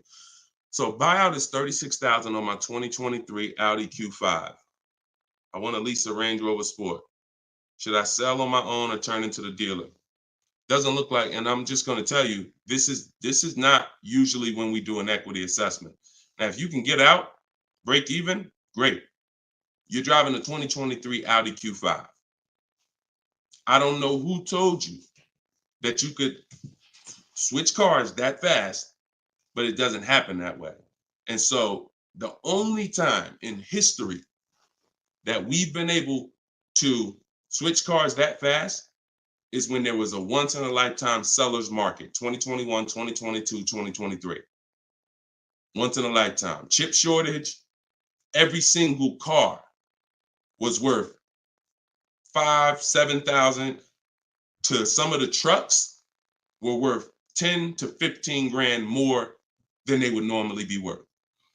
Now, I told people back in 2020 that 2021 that was going to come to an end, and don't get used to this. But I told everybody who would listen, you need to cash out now because your vehicle is never going to be worth more today, never going to be worth more than it is today. But that's over. So if you may have cashed out, some people, you sold a car. If you sold a car back then, you can type, type dollar signs. If anybody sold a car from 2020 to 2023, and you got crazy value for it. Some people were like buying cars, and 2 years later, they got all the money back. I did that twice. I leased a brand new Jeep, 2018, and I sold it in 2021, and I made $8,900 after I drove it for 3 years. And my mother, I helped her sell her Mazda CX-5. She was a low mileage driver, and I helped her cash out. She made $10,200 after she drove it for 3 years. We made a video. I recorded her and my dad. They couldn't believe it. They couldn't believe that they drove a car for 3 years, turned around and sold it, got every single dollar they put into it back. And he was like, all right, man, I'm looking forward to doing this again. I said, Dad, this ain't gonna happen again. So enjoy it. You were part of a once in a lifetime market where you cashed out and you won. But we cannot base our strategy anymore off that. That's over, and you'll get in trouble financially trying to do this. So there is no setup where you could buy a car or lease it and in a year, 18 months, trade it, replace that car. Just not. Because we already talked about earlier, let's take a $50,000 car. A year later, if you don't drive it 1 mile, what's it worth? Didn't drive it 1 single mile, just parked it right outside your house. 43, 44, max, absolute max. So when that car is losing value like that, whether you bought it or leased it, the asset, it's what the car is worth. Forget about the finances attached to it.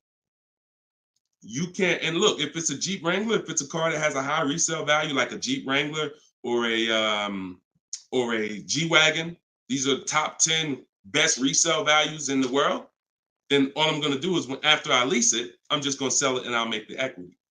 But I'm not going to look to trade that car or replace that car in a year, 18 months, break my lease contract. Now you do your equity assessment, Jill. Call your leasing company, find out what your payoff is. You said it's 36. Now, if you can get offers higher than 36, then you can get out. Very simple. So get the offers from the companies that I mentioned about 15 minutes ago. I laid out the 6 companies. But when you lease, though, you must put no on those websites. It's going to ask you, do you have is the vehicle owned, leased, or financed? You want to put owned, because something triggers on their websites. They think every lease has a third-party restriction. Most of them do, but if you just want to find out what the market value is for your car, and if you could get out and make some money or break even, then yes, you can jump out, no problem. But if you see that your buyout is this and all the offers are below that, then what you're now about to do, even if you say, because some people will say, all right, well, I'm gonna walk in the dealer, see if they can work a better deal than that. No dealer is going to give you more than the online buyers. So if you run those online quotes and all of them are less than your payoff, all a dealer is going to do is take the negative equity and the desperation for you to get out and roll that negative equity over to your next vehicle because you're desperate to get out for no reason. So that's the real. You can do what you want. I would suggest you don't get out of your lease. You don't break a lease contract until you can financially do it, which means I can break even, I can sell, and I can get equity, or either break even. Break my contract, but I'm not coming up with a dime because a dealer bought my car and I'm out of this thing. That's the only way I'm breaking a lease contract. I'm not rolling negative equity. I'm not going to create negative equity in a lease to get out of a lease early for no reason. It just doesn't make financial sense at all. All right, no problem, Jill. Happy to help. Happy to help. Okay, so that's step 2. See, the equity assessment step, guys, is so important. See, because it's the foundation of our deal. So when you look at step 1, the leasing versus buying question, how many years do you keep in the car? 8-year rule.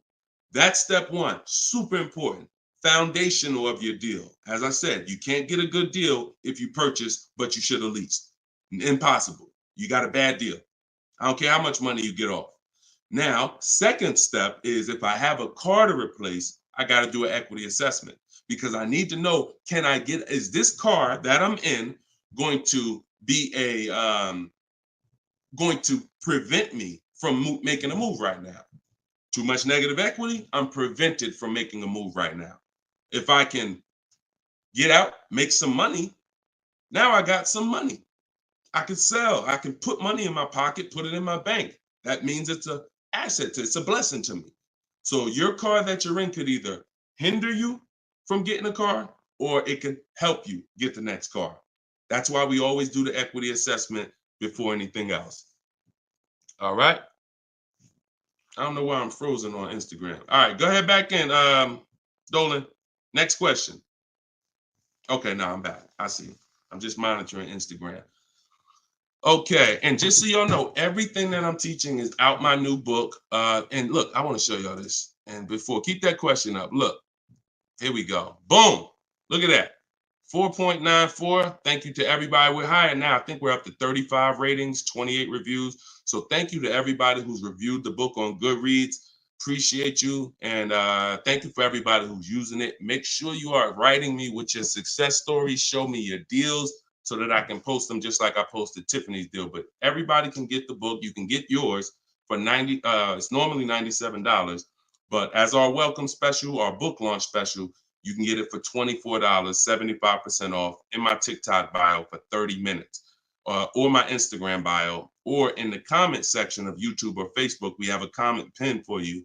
And if you're watching us on TV, you can use your phone and you can scan the QR code here on the screen, and you can get your copy for 75% off. But once that timer hits 0, if you visited that page and the timer it started, once it hits 0, the price does go back up to $97, which is still a great price. It's a great price either way. And it'll be in your inbox in a couple minutes. Okay, this is from Instagram. I use your template in the book to ask for quotes. Their response is the lowest offer you ever received. They are being difficult and giving me their best offer. What's the best way? Use the scripts. It's just conversation. Hopefully you listen and you have a separate email, because you're not going to have intelligent conversation with 5, 7, 10 dealers mixing personal emails. So every part of the system is important, having a separate shopping email. So everything in there is dealers. And now everything they're saying, we have a response for. Every single thing.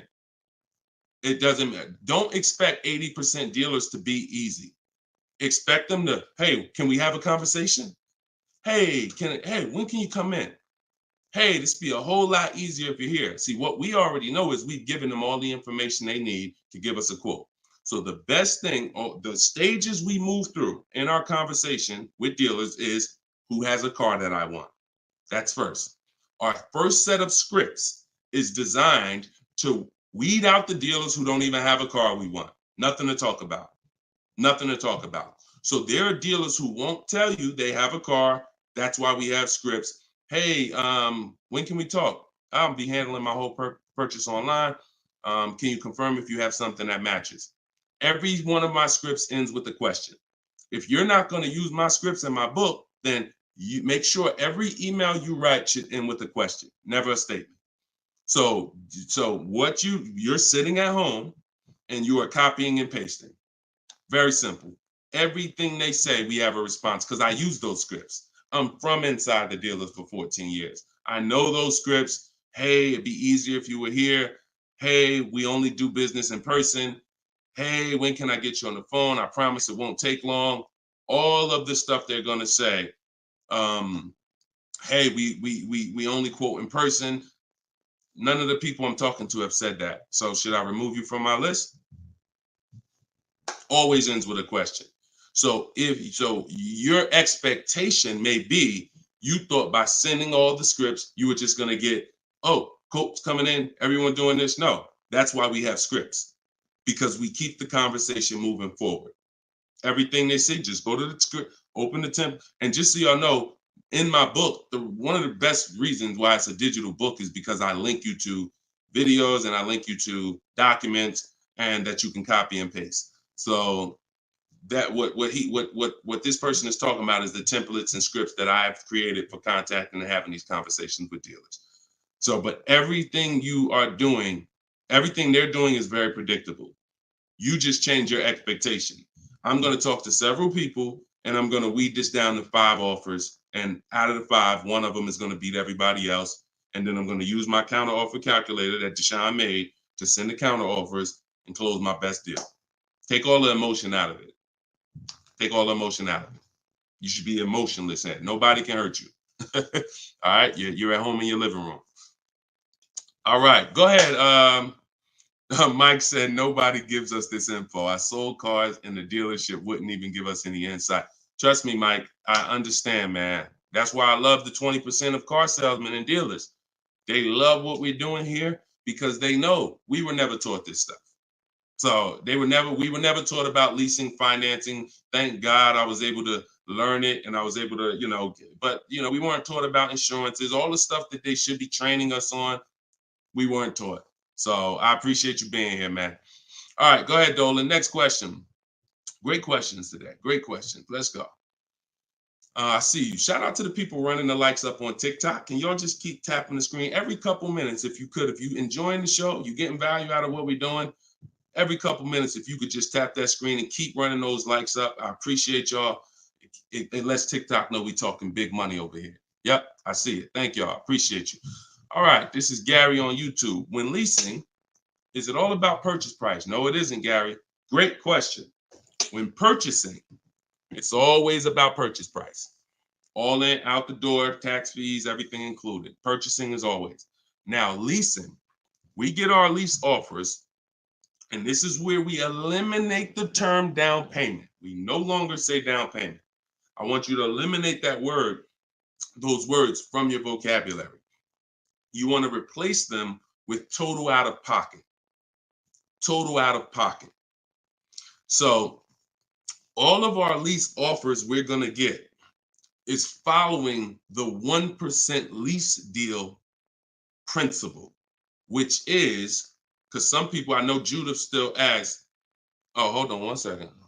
Hold on.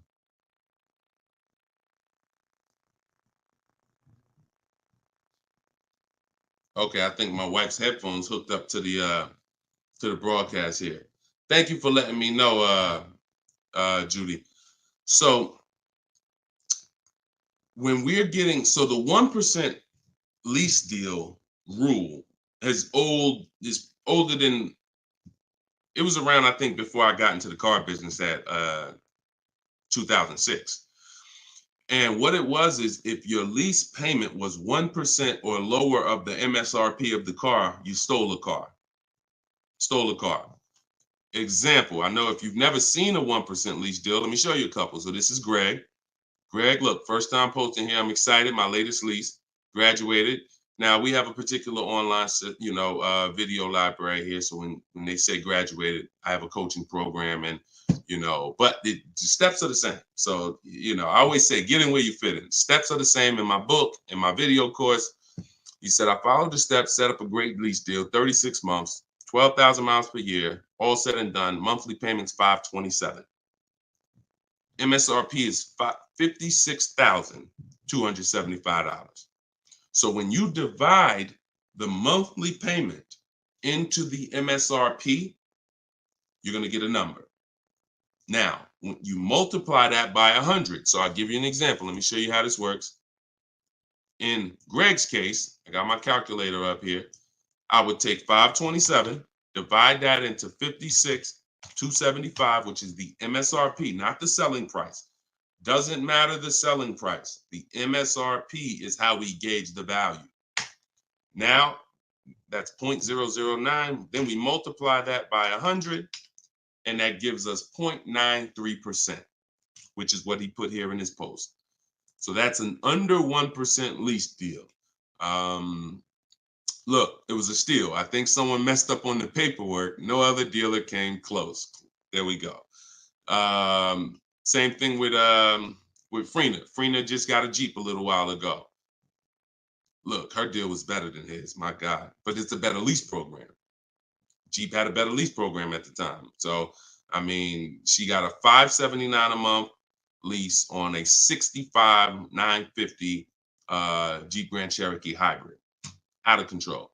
So this is how we're shopping. You want to follow the format of the 1% lease deal, which is I shop with 12,000 miles per year. If I'm doing 18,000, I'll adjust it later.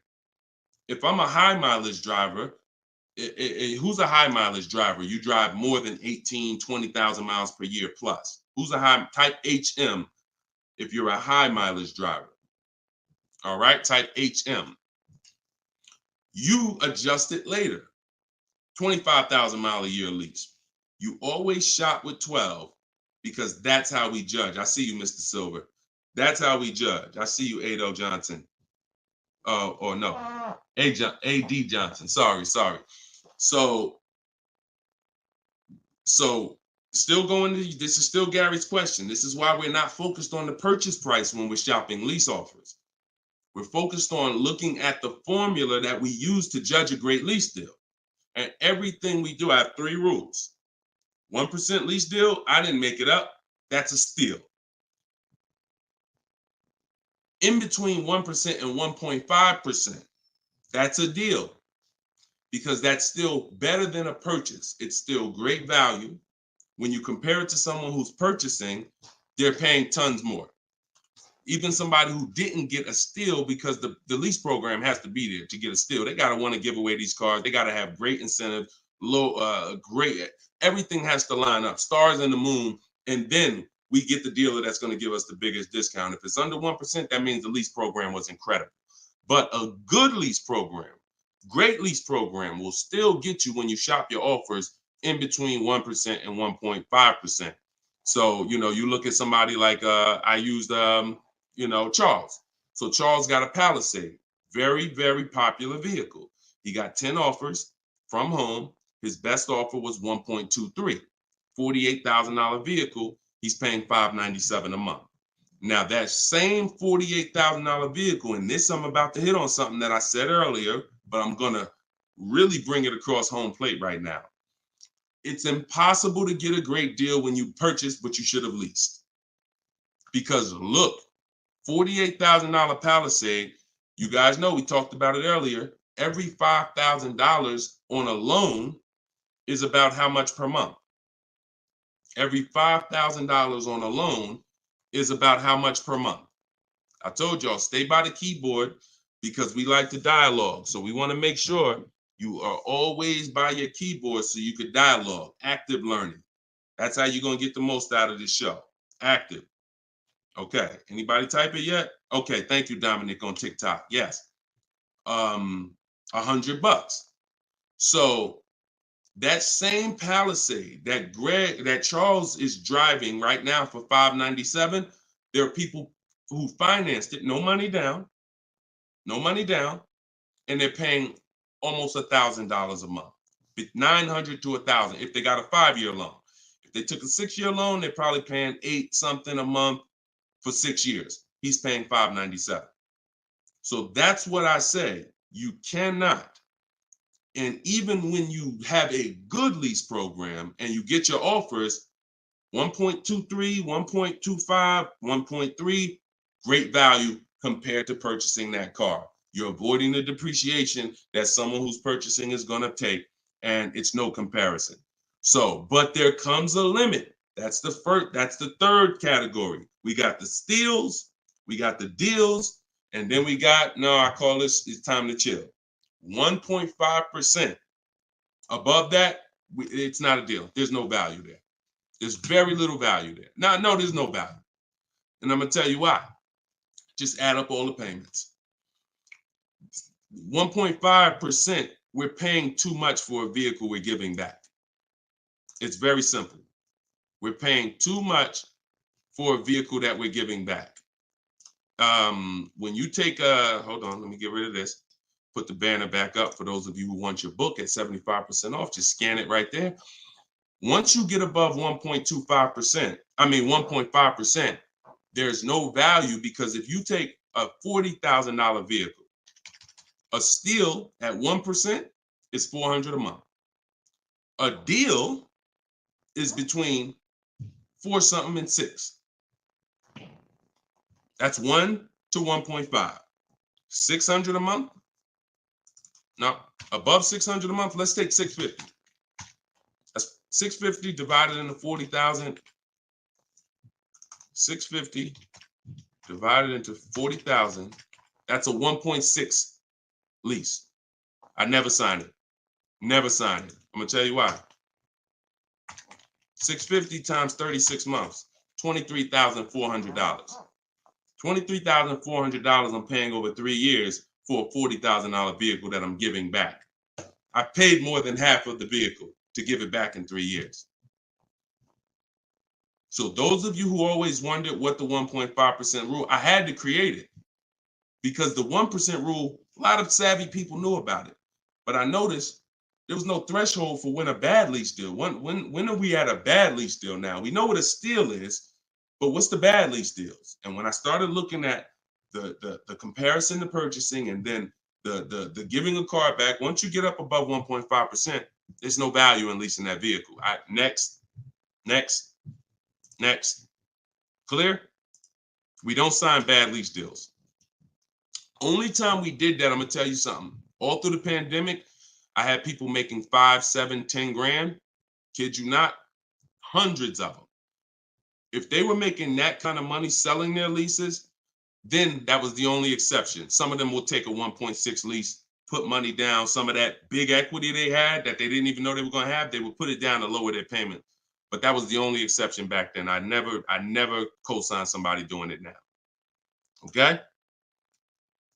There we go. Gary,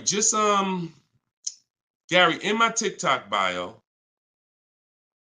are you on my email list? Send me an email. You want the whole, you just send me an email and we'll make sure we get you in. And that's a special price, and I'll get you the special price to join us. Okay. I don't know how, can we communicate on YouTube? I don't think we can. I think we can only communicate. If you follow me on any of the other platforms, Gary, YouTube, TikTok, Facebook, Instagram, they allow those direct messages and we'll be able to see you. Just send me a message and I'll get you I'll have the team find some special link to get you in at that price. All right. MSRP, Todd, is always the bottom line. Okay, this is a great question. Hold on. We'll pull another question up, but I want to do Todd's question he just asked right here. He said, do you include freight and handling in the MSRP calculations? That's a great question. Very common. Let me show you this. When you are looking at the MSRP, y'all, leases and purchases of brand new cars, used car purchasing is different. But when you're shopping, we're always shopping based on the MSRP. So let me show y'all this. I'm actually going to save a window sticker right now, and I'm going to bring it onto the show. Hold on. All right, so let me go here. Boom. Check this out. All right, here we go. Hold on. It's loading. Boom. All right, so here's a window sticker. Now, these numbers can be a little confusing. We want to go right there. Right there. Total MSRP is all we care about. Right there. Total MSRP. Because you do pay for destination to get the car from the factory to the dealership. That's included. Like that's we pay for that. So it's no problem. We need to know. You don't want to account for any of these numbers up here before the option. It's always the bottom line MSRP, total MSRP. Now, if you ever see an addendum next to a window sticker, you see a handwritten addendum or a typed addendum that takes this total MSRP and it gives some other stuff next to it, we pay no attention to that. And in my case, if you're using what I'm teaching you, you would never even be talking to that dealer about getting a quote until you got home. So even if you go, the only time we would actually even see that particular dealer, that particular window sticker, is if we showed up to test drive the car and that particular one that we test drove just so happened to have the addendum on it. That's the only time we'd even see it. Quite honestly. It's no way, it's not even something, because we never talk numbers in the dealer. Your leverage is at home. Everything I'm teaching you is your leverage is at home.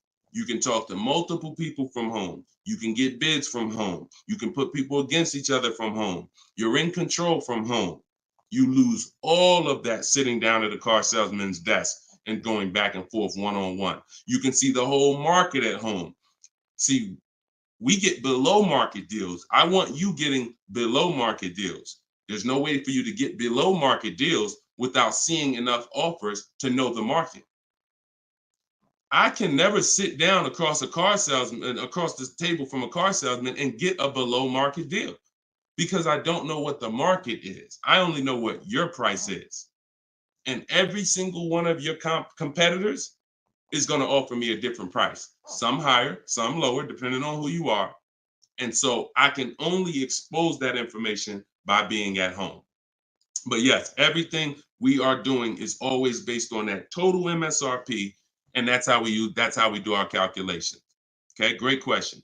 If everybody's getting value out of the show, could you type some dollar signs?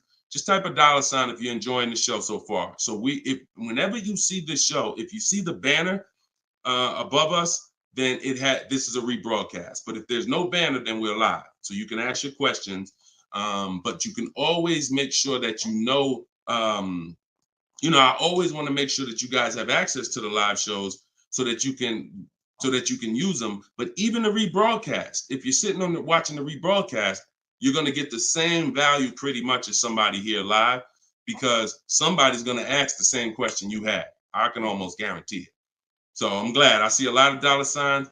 Perfect. I see a lot of dollar signs. If you haven't subscribed to us on YouTube, please subscribe so that you can keep in touch with what we're doing here. And certainly, good job. I'm happy everybody's getting value. Go ahead, Dolan. We got a few more minutes. Post another question. Great questions today. All right, this one's from Instagram.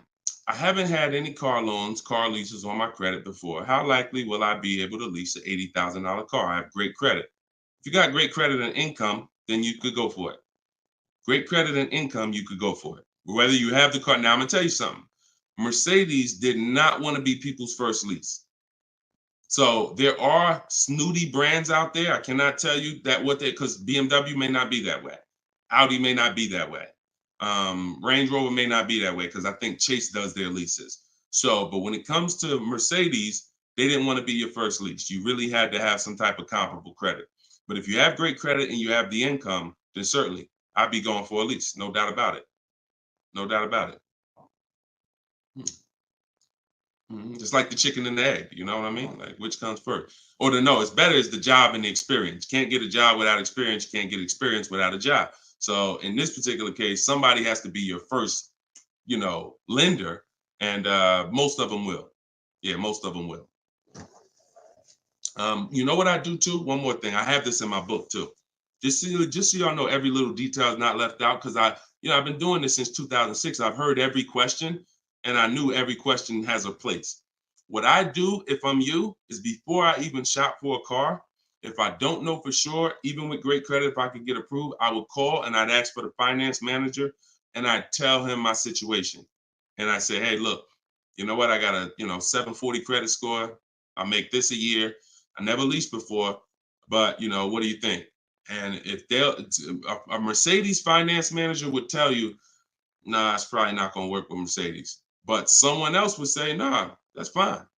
So that way you don't even waste your time getting all your offers just to find out that this is one of the snooty leasing companies. All right. All right, there we go. All right, shoot the next one up, Dolan.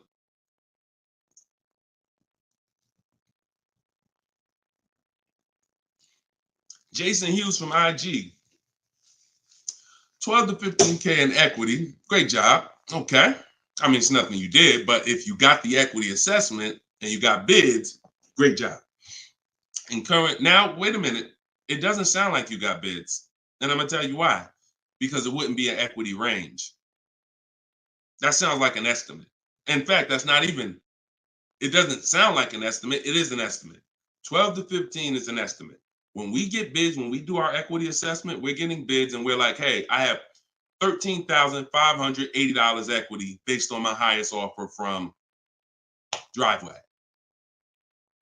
See, get out of the ambiguity. Get out of the middle there. Let's get finite, definite numbers and stay out of these ranges and estimates, especially on things that take us 20 minutes to do. Call your bank, get your payoff, go online, CarMax, Driveway, Carvana, AutoNation, sell my car, Car Guru, sell my car, Kelly's Blue Book, instant cash offer. 20 minutes. Get your equity. 8 payments left, not keeping 8 years, now a good time to lease. 100%.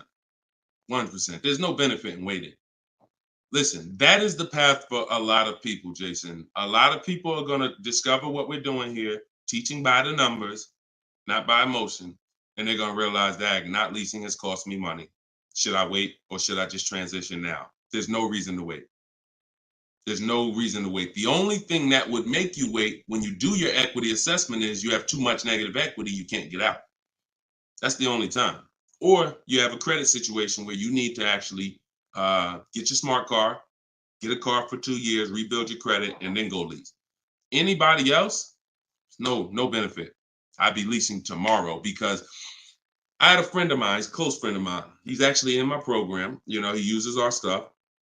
And he's like, he had a Kia Telluride. Well, he had an accident. Vehicle got totaled. Now, he said, now I know the 8-year rule, Deshone. I'm going to lease this next one. He gets his bids.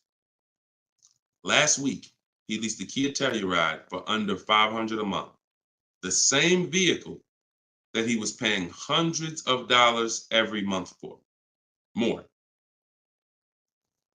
Hundreds of dollars more per month. I don't know what his payment was, but I know what a Kia Telluride costs to purchase.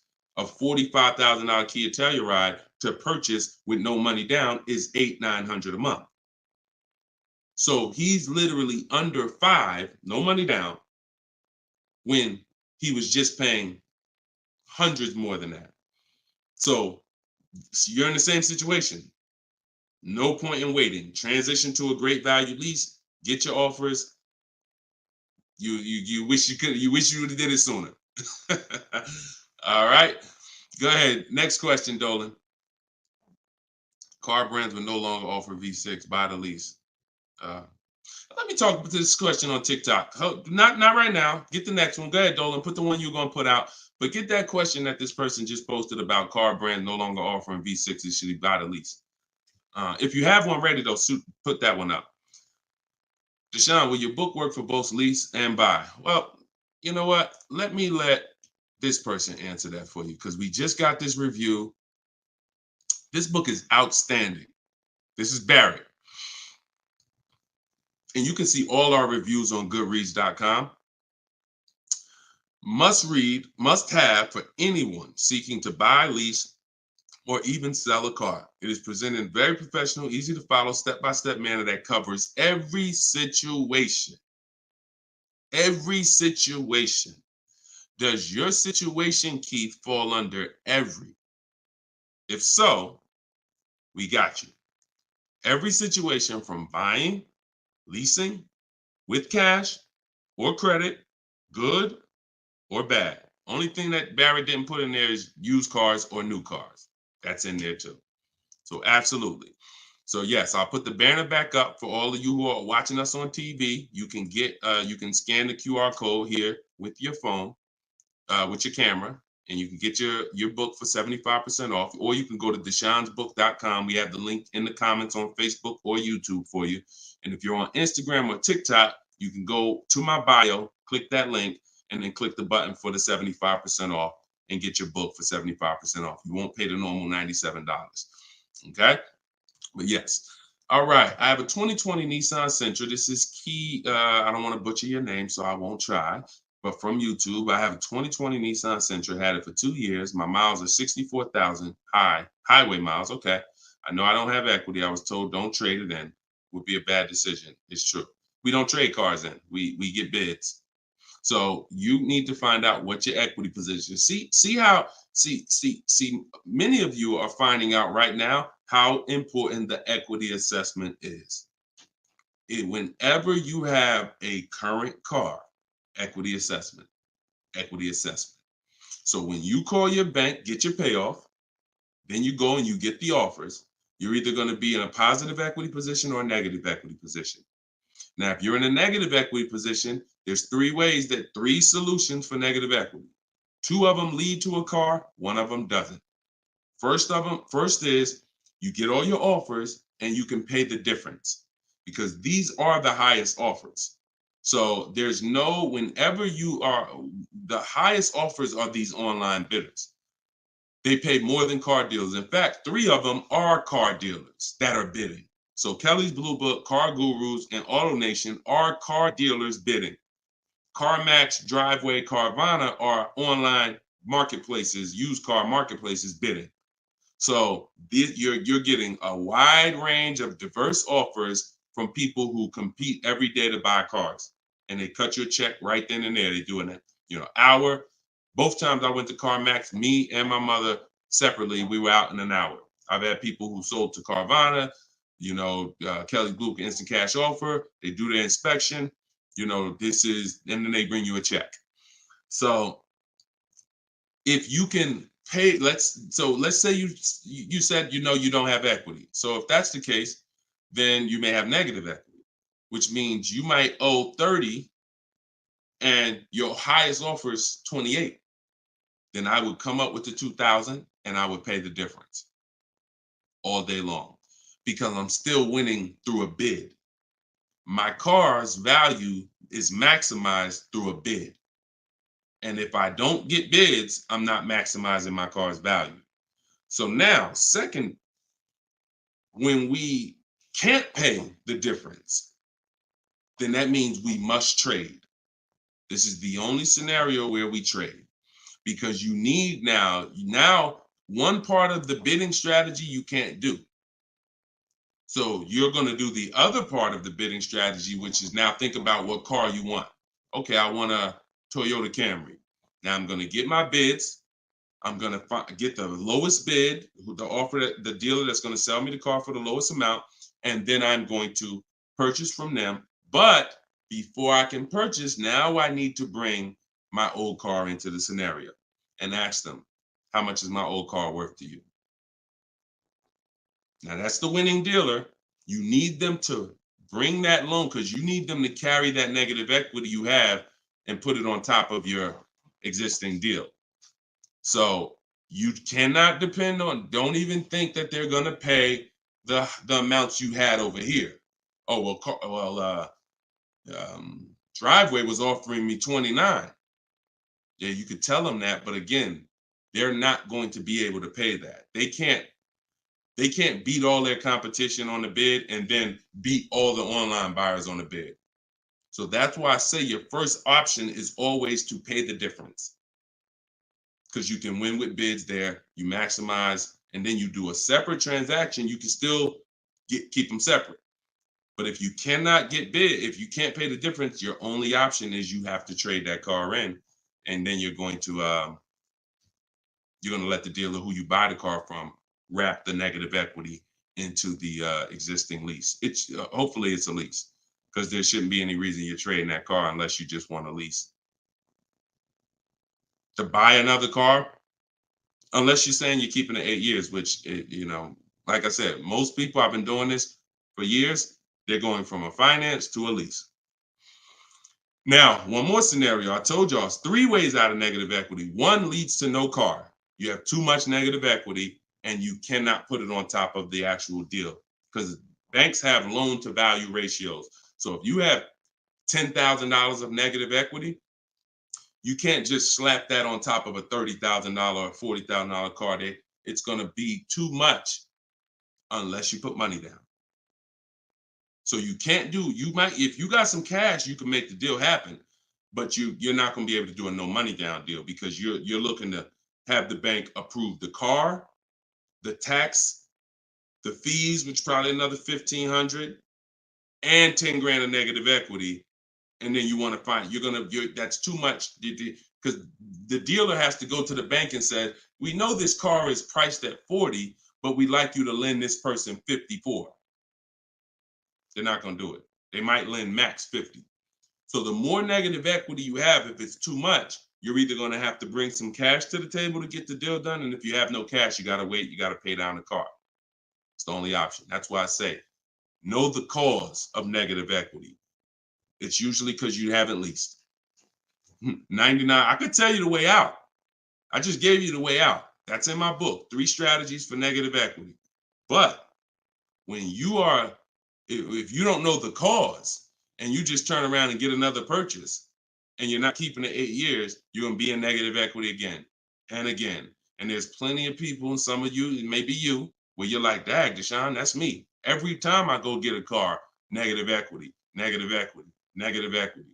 It's like a vicious cycle. And the solution is you need to lease. What's causing that is you don't lease. So you're overpaying by thousands of dollars. All right. So listen, y'all, we will be back. We like to do these shows twice a day. If you're on my email list, you'll get the notification.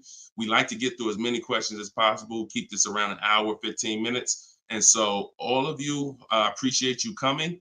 If you want every single thing I teach in one spot in a step-by-step format, that's my new digital book. It's called Cars from Home, 7 Steps to Saving Time, Money, and Avoiding Dealerships. And you can get yours for 75% off in the comment section on YouTube. We got a comment section that's pinned, deshonsbook.com. Same thing on TikTok. I'm the same thing on Facebook.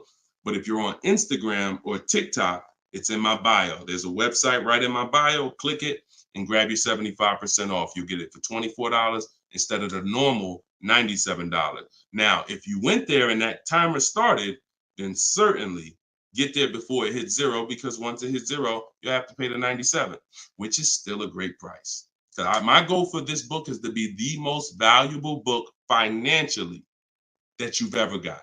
That is my goal. So use it. Write me with your success stories. Show me your deals when you pick up your cars. Write me, email me, Deshone, just like Tiffany did. I want all of you emailing me your deals so that I can share them on the show. All right. So we'll be back. We'll be back with the next show. This was episode 9. Thank you for coming, and I will see y'all on the next show. God bless you.